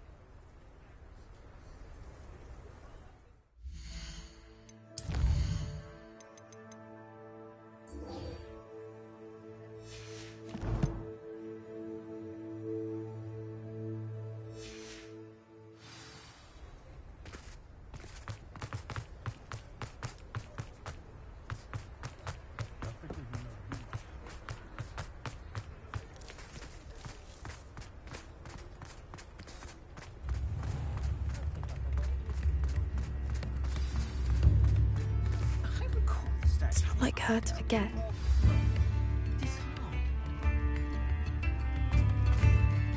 I didn't keep you waiting, did I? Not at all. I was just at the post office. Gran told me to expect a package, but it looks as if she forgot to send it. She didn't send me an owl this week either. Perhaps she's busy with her research. What was she sending you? Only some feed she's been developing. I was going to give it to Professor Howen for the measles. What kind of research is she doing? It varies from week to week, but it's always to do with creatures. Last week she was studying leg knots in plimpies. What did you find out about the dragon you were tracking? I realised that she didn't know the poachers had her egg, so when she left Horntail Hall, she would have headed straight to her nest. I went back to the tent and tracked her flight. How do you track a dragon long after she's gone? Tree canopies, burn marks, things like that. Well done. You certainly know what you were doing. I can't be certain, but I have an idea of one place she may have been heading. I thought we might go and see it for ourselves. Of course. Shall we leave now? If that's all right. I want to see how she's faring if she had a collar on. And she's likely frantic about her egg.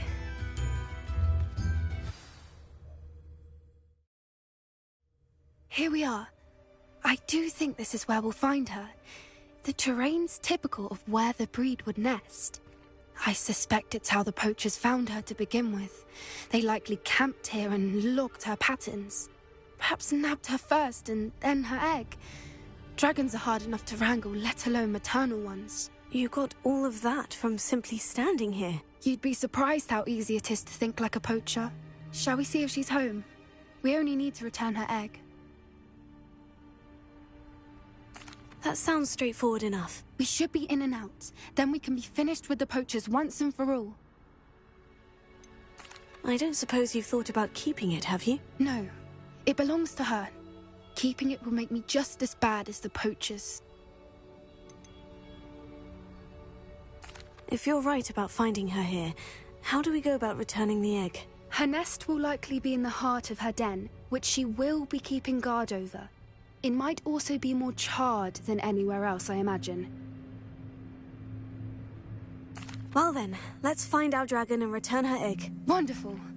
If she sees us flying about, she might take it as a sign of aggression or food. We should stay on foot. Oh, and one more thing. Let's not agitate her. Goodness knows she's been through enough already. I'm ready when you are.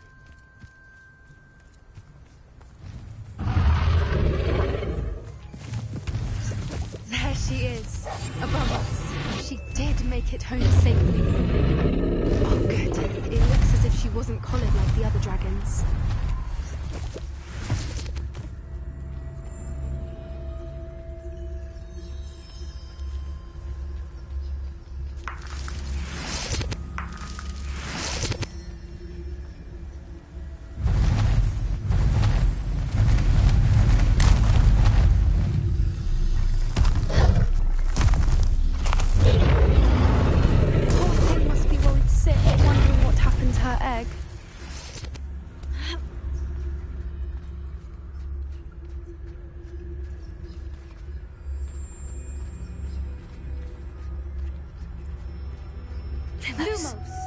For what it's worth, she doesn't seem to have spotted us yet.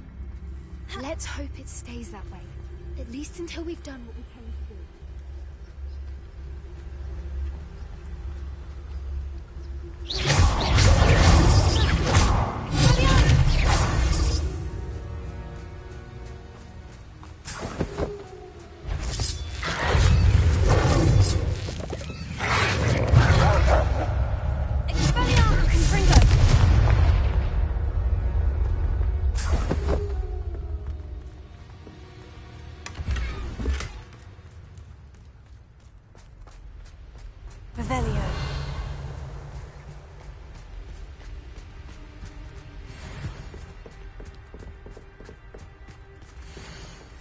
How charming. They keep in touch with each other.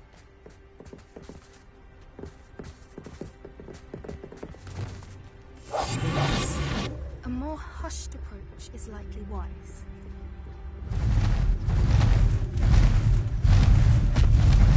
There she is again. She's breathtaking. From a distance. Fantastic.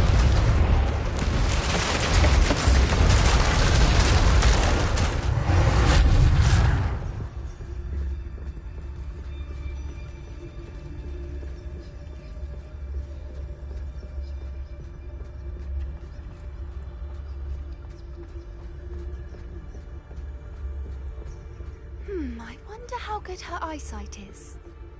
I beg your pardon? I don't imagine the poachers fed her well. And from a distance, we probably look exactly like sheep to her. Hebrideans love sheep. How lucky for us.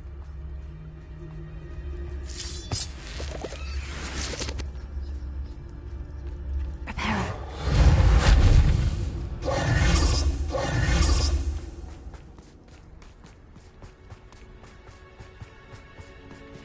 Watch your step.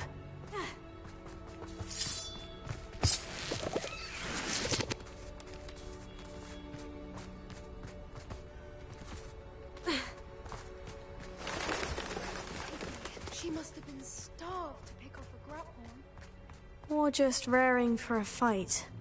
Quiet, what was that?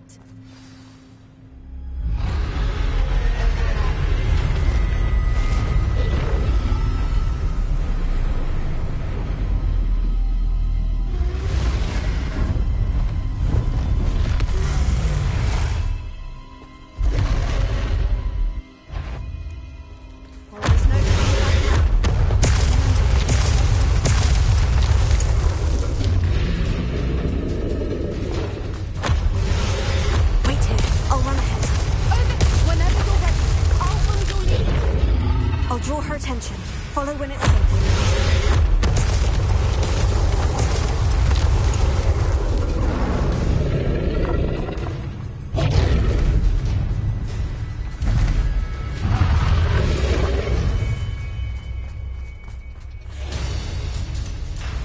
Watch out!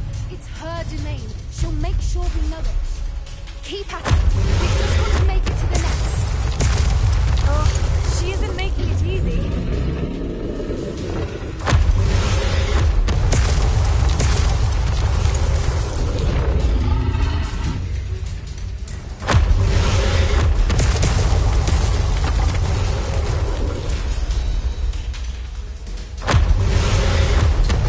Not a warm welcome. It's a little too warm if you ask me.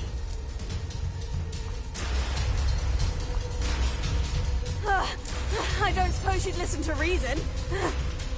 I'd normally try, but we're well past that.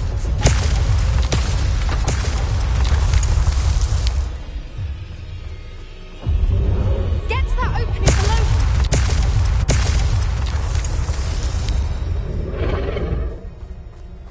If we can get to that entrance, we can get to the nest.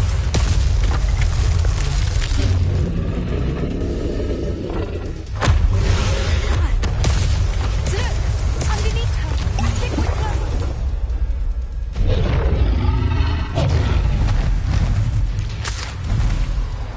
She's leaving! Quickly!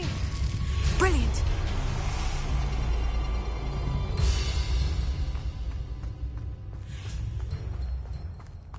There's the nest. We're almost there.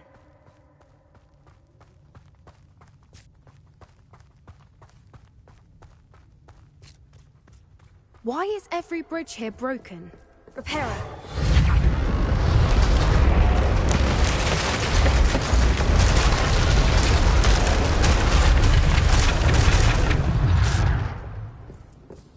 Now, if we just return her egg, we can hopefully make it out without too much fuss.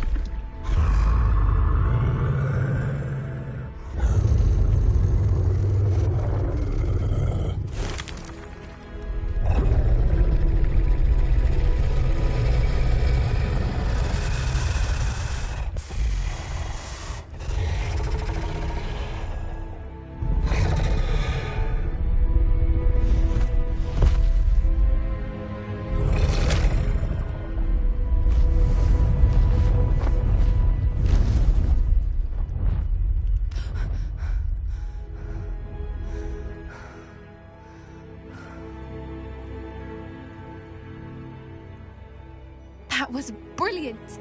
And did you see how clever? She left us perfectly unharmed. Creatures are a lot cleverer than most people realize. That's what Gran always says. The important thing is that we survived it, and we returned her egg. Thank you for doing this with me. Wouldn't blame you one bit if you wanted to head back to the castle and never think about dragons again.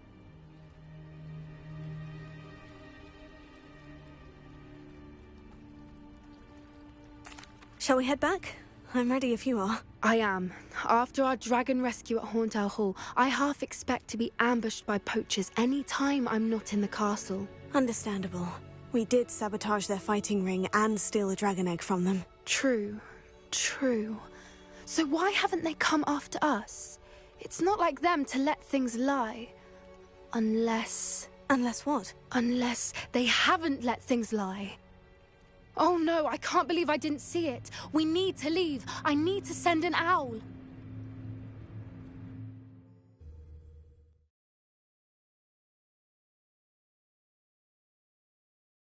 How could I have been so blind?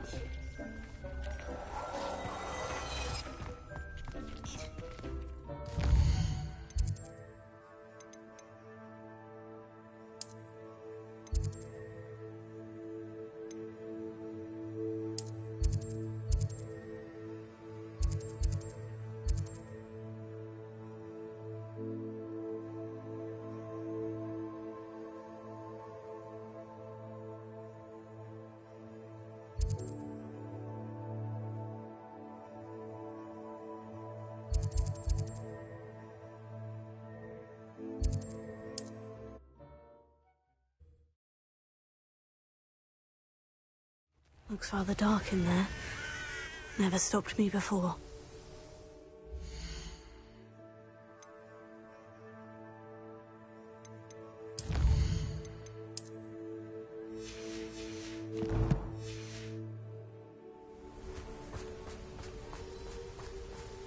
You're here. Good. Sebastian, that relic you mentioned. I believe one of Slytherin's students stumbled upon the relic during an assignment to study sarcophagi in this catacomb. From what I read in a report by the student, they weren't permitted to take it with them, so I must assume it's still here. As I mentioned earlier, this relic grants its holder the power to reverse dark magic curses. If it's in this catacomb, I have to find it. For Anne. I need to see her. I'd be interested to know what else the student discovered. Have a look. Unfortunately, there's no name on it, but I suspect if it was important enough for Slytherin to stash in his spellbook, it's worthy of further study. I'm ready to explore the catacomb. Perhaps we can visit Anne when we've finished. Perfect. By the way, Ominous has been asking about you. You didn't tell him what we were doing, did you? I didn't, I promise. Good. Ominous would be livid if he knew what we were about to do.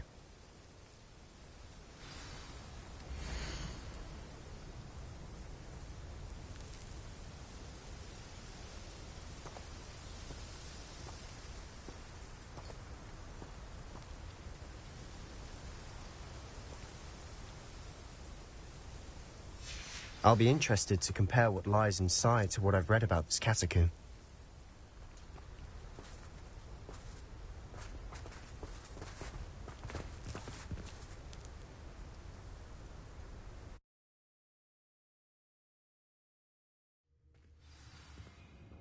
I'm sure that foul smell is the scent of success. Try not to lose your nerve just yet.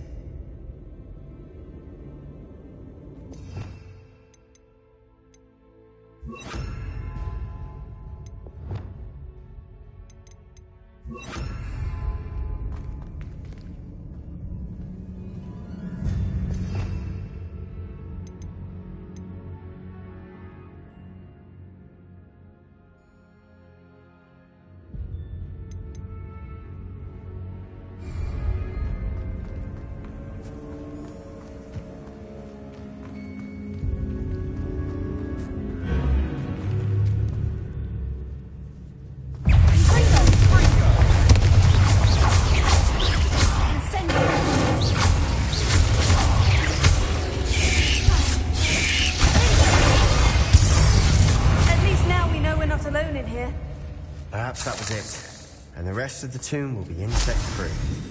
Spiders aren't insects. Don't start.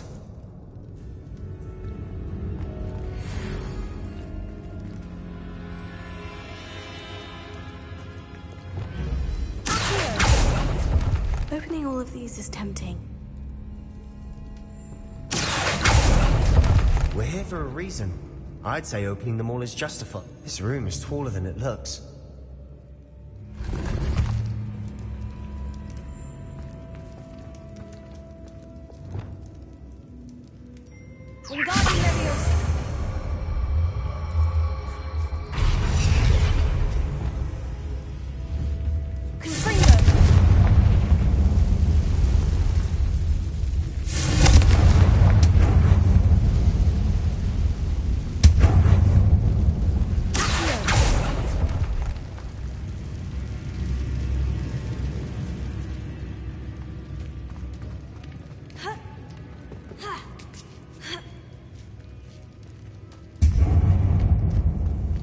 Finding a chest in an inconspicuous loft.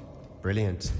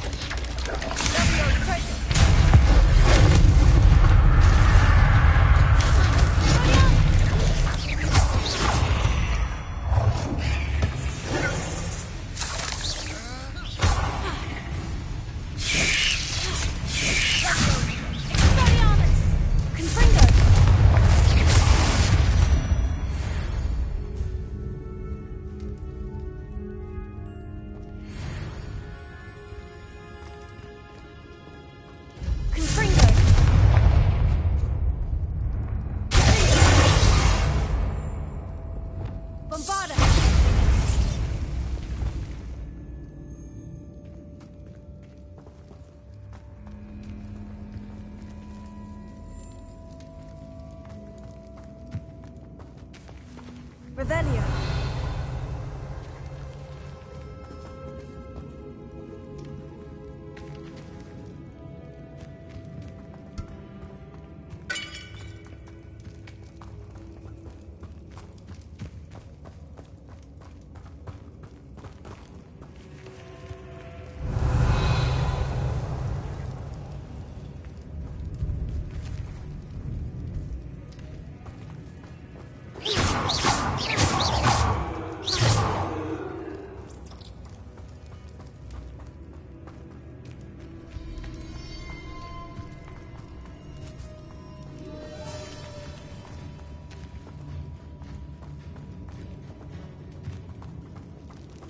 Watch your step. I nearly slipped there.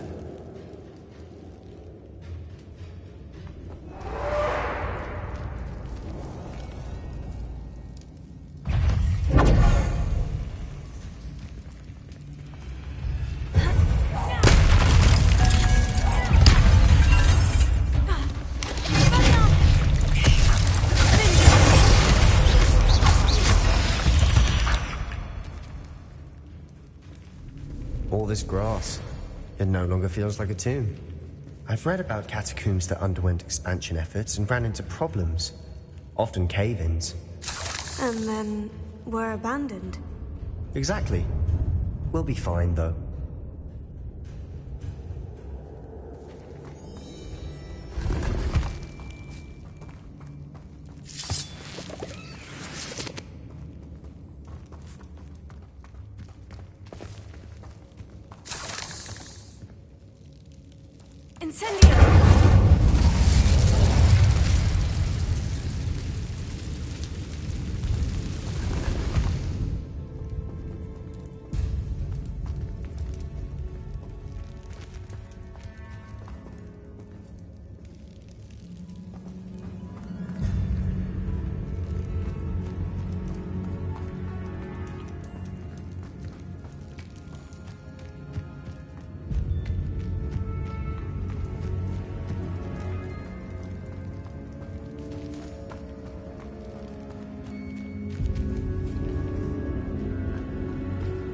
Revelio.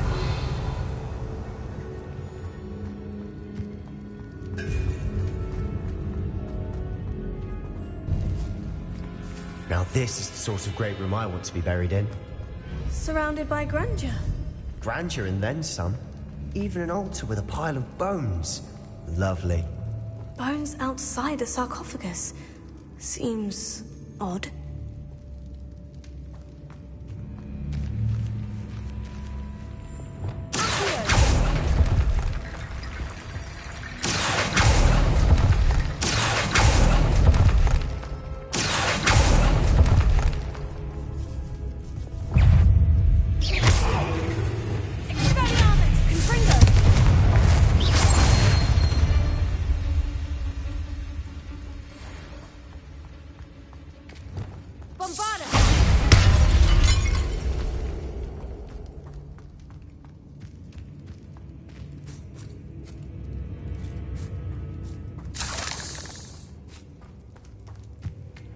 There's something here by the altar.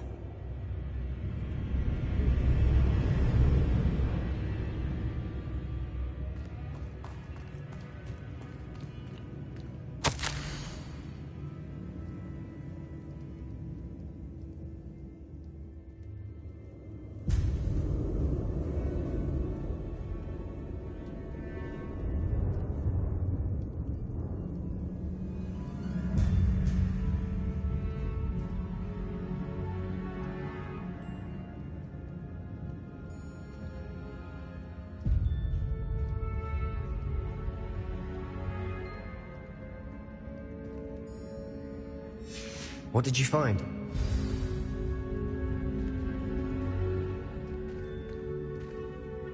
Looks like part of a student's diary. It mentions plans to return for the relic and conjuring barricades using bones. Of course. The student's summary referenced the space beyond the Great Room, which means this can't be a dead end. Let's divide and conquer. You work on sorting out the bone barricades, I'll look around and see what we missed. Hold on to that diary entry. There may be more to it. It does mention something else. It says their next assignment was learning the Imperious Curse. Really? Interesting. We need to focus on moving beyond this room. But let me think for a moment. Do you think the pages were left here on purpose? Slytherin mentioned a student who excelled in charms and always carried a satchel stuffed full of notes. They might have been left on purpose, or the student may have simply dropped them. Of course. I'll start to search for those barricades. Brilliant. There's more to this than even I imagined. Look, bones stacked oddly on either side of this archway. Leave no stone unturned. Or, in this case, no bone.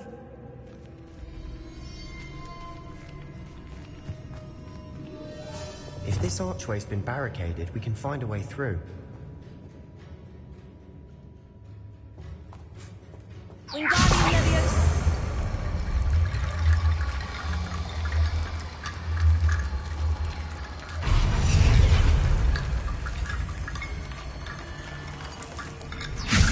That's a lot of bone, Latin.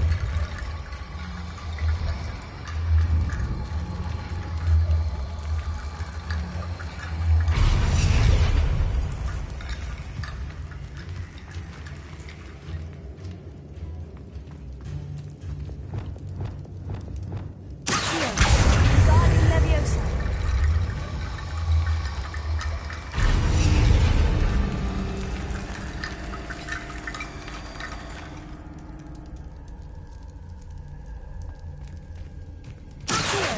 Wingardium Leviosa!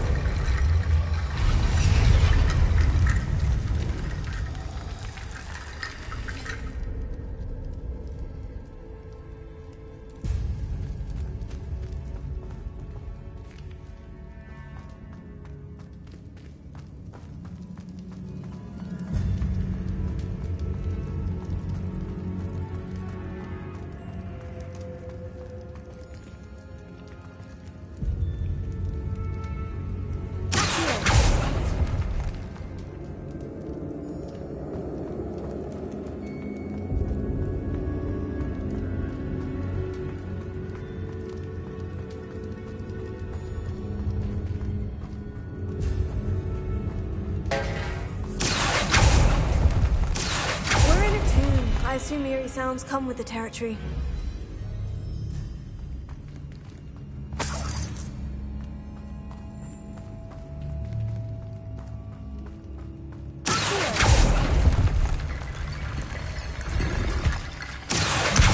Wingardium Leviosa!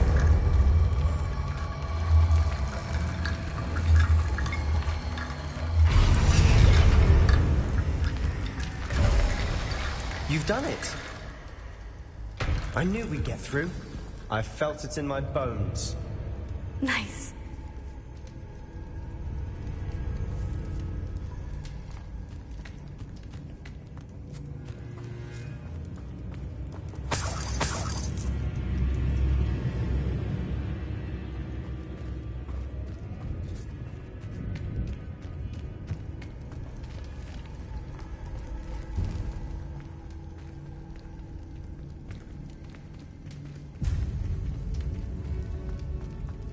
Before we trudge on further, I've just realized something. The student's diary mentions the Imperious Curse. I wouldn't be surprised if we're going to need it here. It's an unforgivable, but useful when you're outnumbered. Places the victim completely under the caster's control. So, if you'd like to learn Imperio, I can teach you.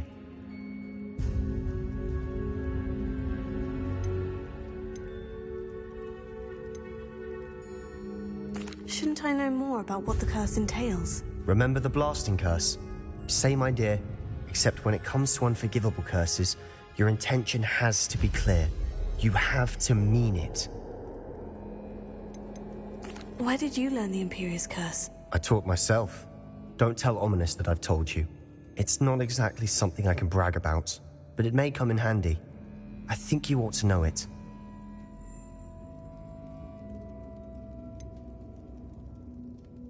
It's probably wise to know the spell. I couldn't agree more. A spell that could save your life shouldn't be unforgivable. You have a lot at stake. You have an ability that evidently no one's seen for centuries. Focus your wand movement. It's not an easy spell to master.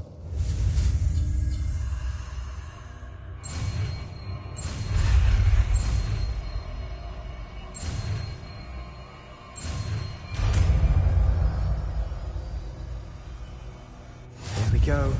Something troubling ahead. Be on your guard.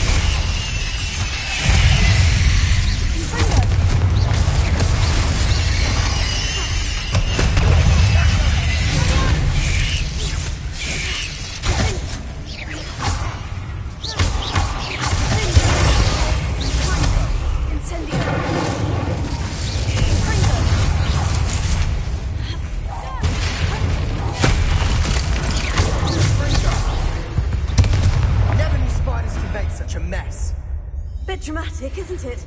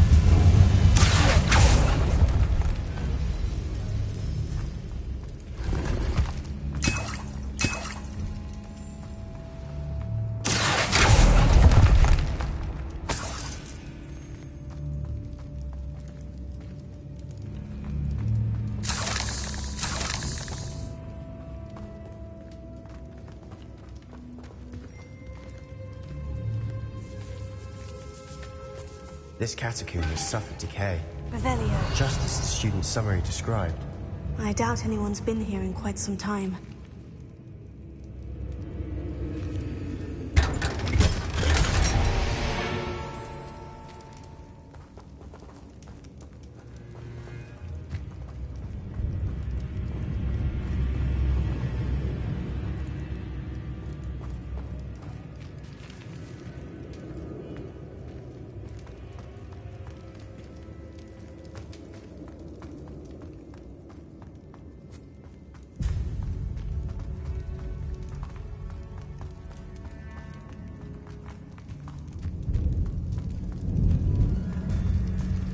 Another barricade.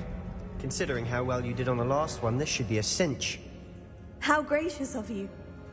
I try.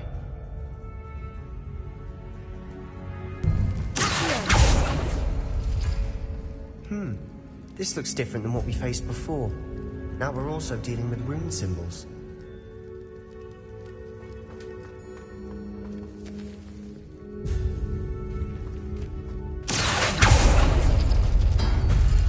That worked. Keep going.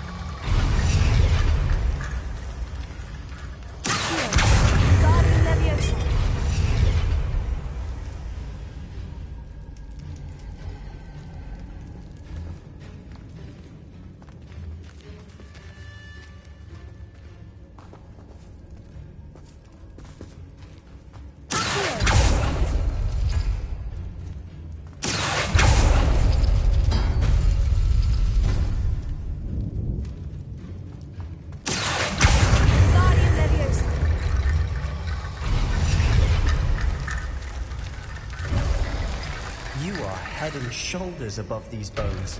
Nicely done.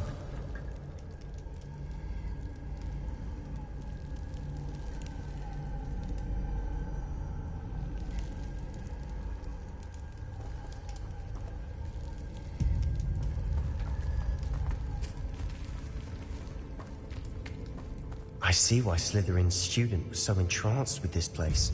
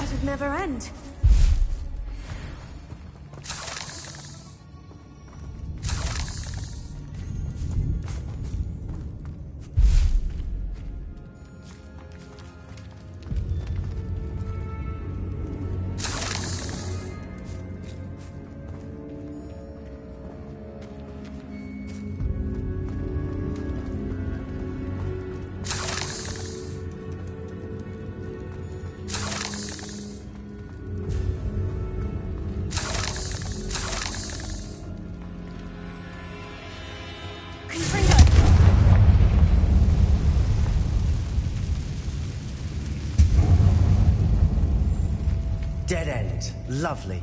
All that for nothing. Hold on. Don't give up yet.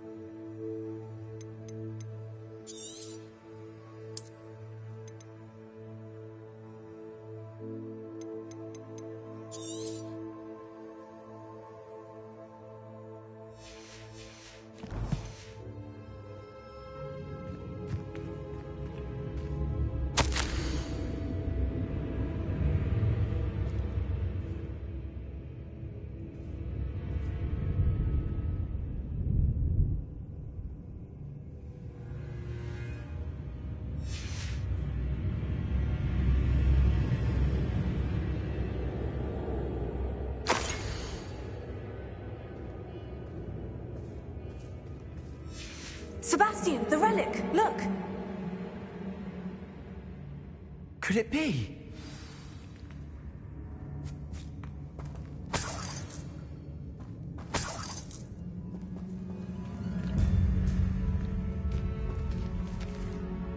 The note and rendition of the relic. It matches. This must be where the student left the relic. I can't believe it. After all this, it lines up. We've really found it. What do you suppose is meant by the dark sacrifice required to realize the relic's potential? I have no idea. But we're here for the relic.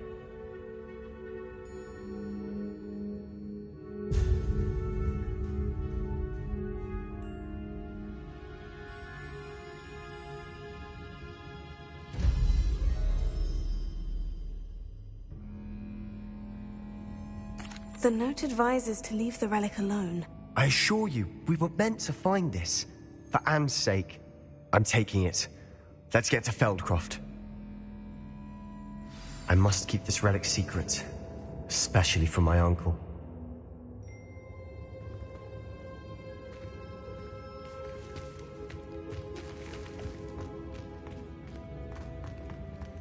Is that ominous?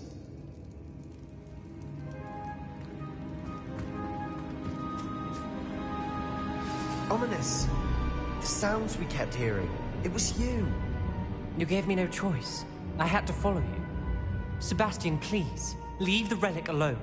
We can find another way to help Anne. I'm sorry, Ominous, but I'm taking it. No, you're not. If you won't put it back, then I will. Hold on, both of you. Sebastian, please, take a step back.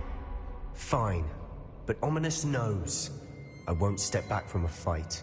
Can't believe this.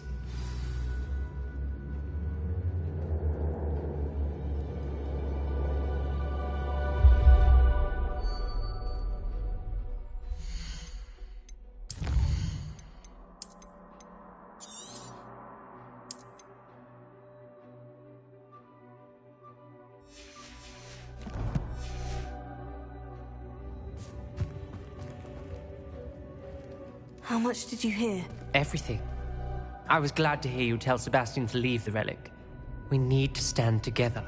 Convince Sebastian this is wrong. And if nothing will change his mind? Something has to. I need your help.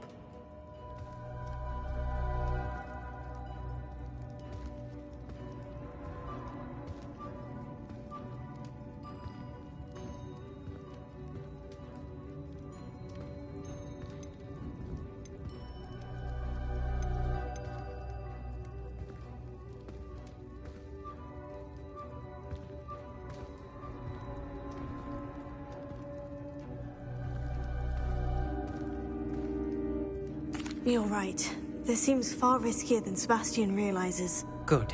We're agreed. We don't allow him to leave here with the relic. I do think we should talk to him, but I fear we won't stop him from taking the relic. What are you suggesting? I'm suggesting we negotiate. We allow Sebastian to leave with the relic under one condition. After this, no more. I feel that's what we agreed to in the scriptorium. I'm being taken for a fool. You're not, Ominous. This may be the only way to keep your friendship intact. Let's trust him to know what's best. Fine. If I trust him on this, I'm trusting you too. The dark arts seem harmless until it's too late. Go then. Leave with the relic. I'll not say a word more. I hope I don't regret this. Sebastian! We're ready. What is it? I haven't changed my mind. Ominous has. Let's go. What? Ominous? I'll explain on the way. Come on.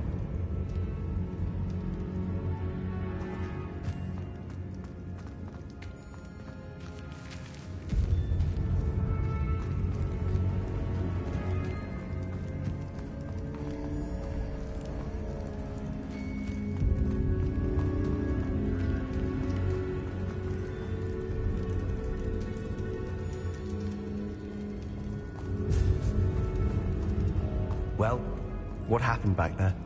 Ominous and I found a compromise. Ominous simply needs a moment with you and he'll change his mind. Is that it? I told him we ought to give you this chance, that the relic is too important to ignore. There has to be more to it than that. Tell me. We agreed on what was needed, Sebastian. You have my word.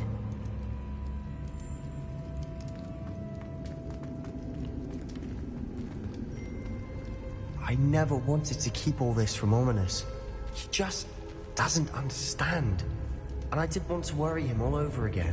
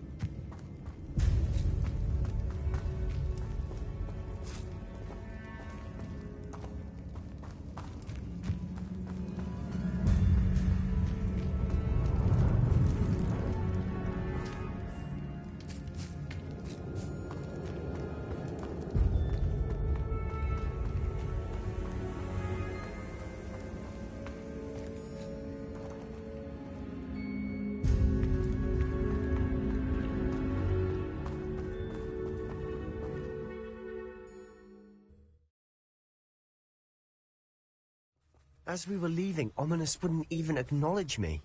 That's not like him. He was troubled, Sebastian. Even though we agreed to it all, it's been a lot to take in. I thought he understood. He knew we couldn't give up. All of this is too important. For Anne.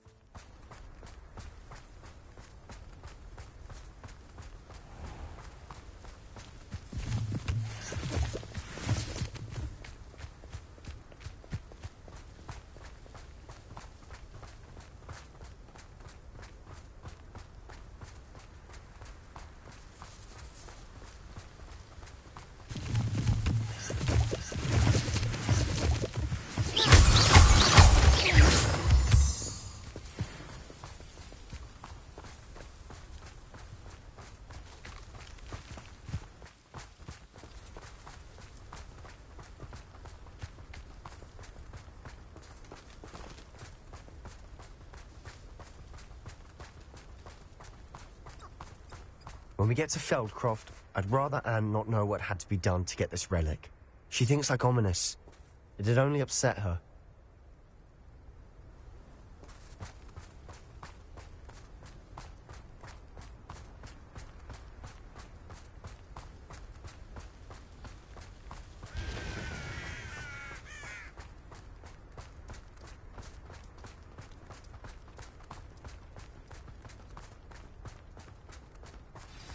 Oh no, this isn't good. What is it? Smoke, over there, by the hamlet.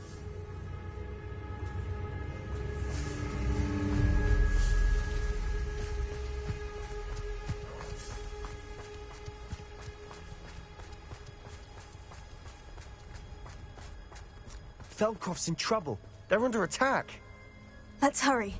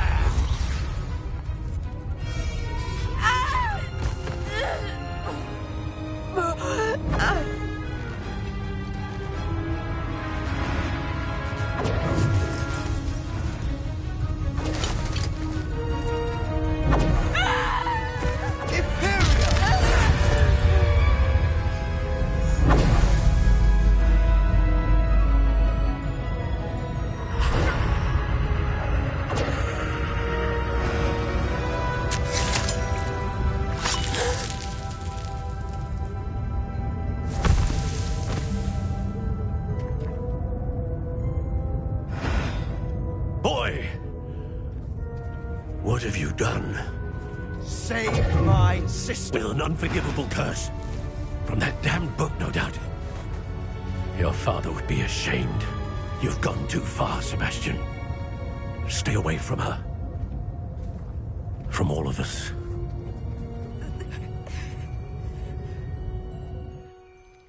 What did my uncle expect me to do? The Imperious curse saved Anne's life. That goblin was going to kill her.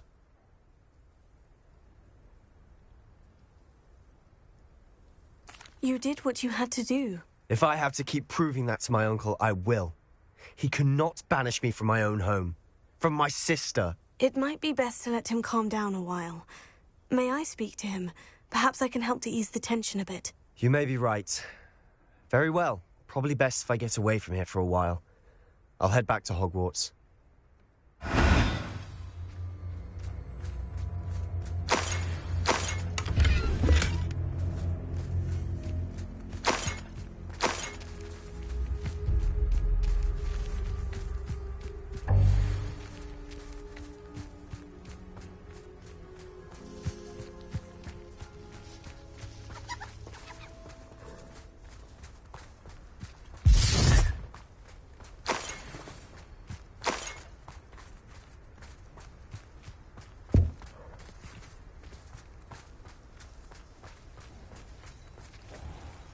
Pardon me, Mr. Sallow. What Sebastian did was inexcusable. You cannot possibly be about to defend him.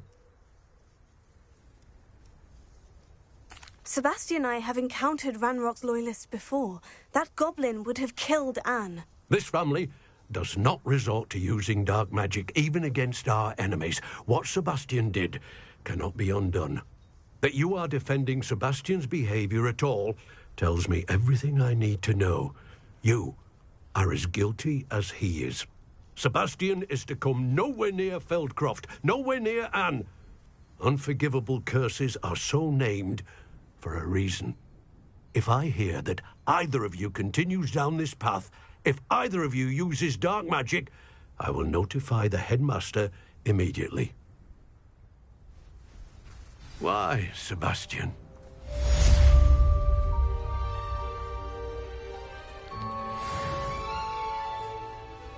Wonder who lives here.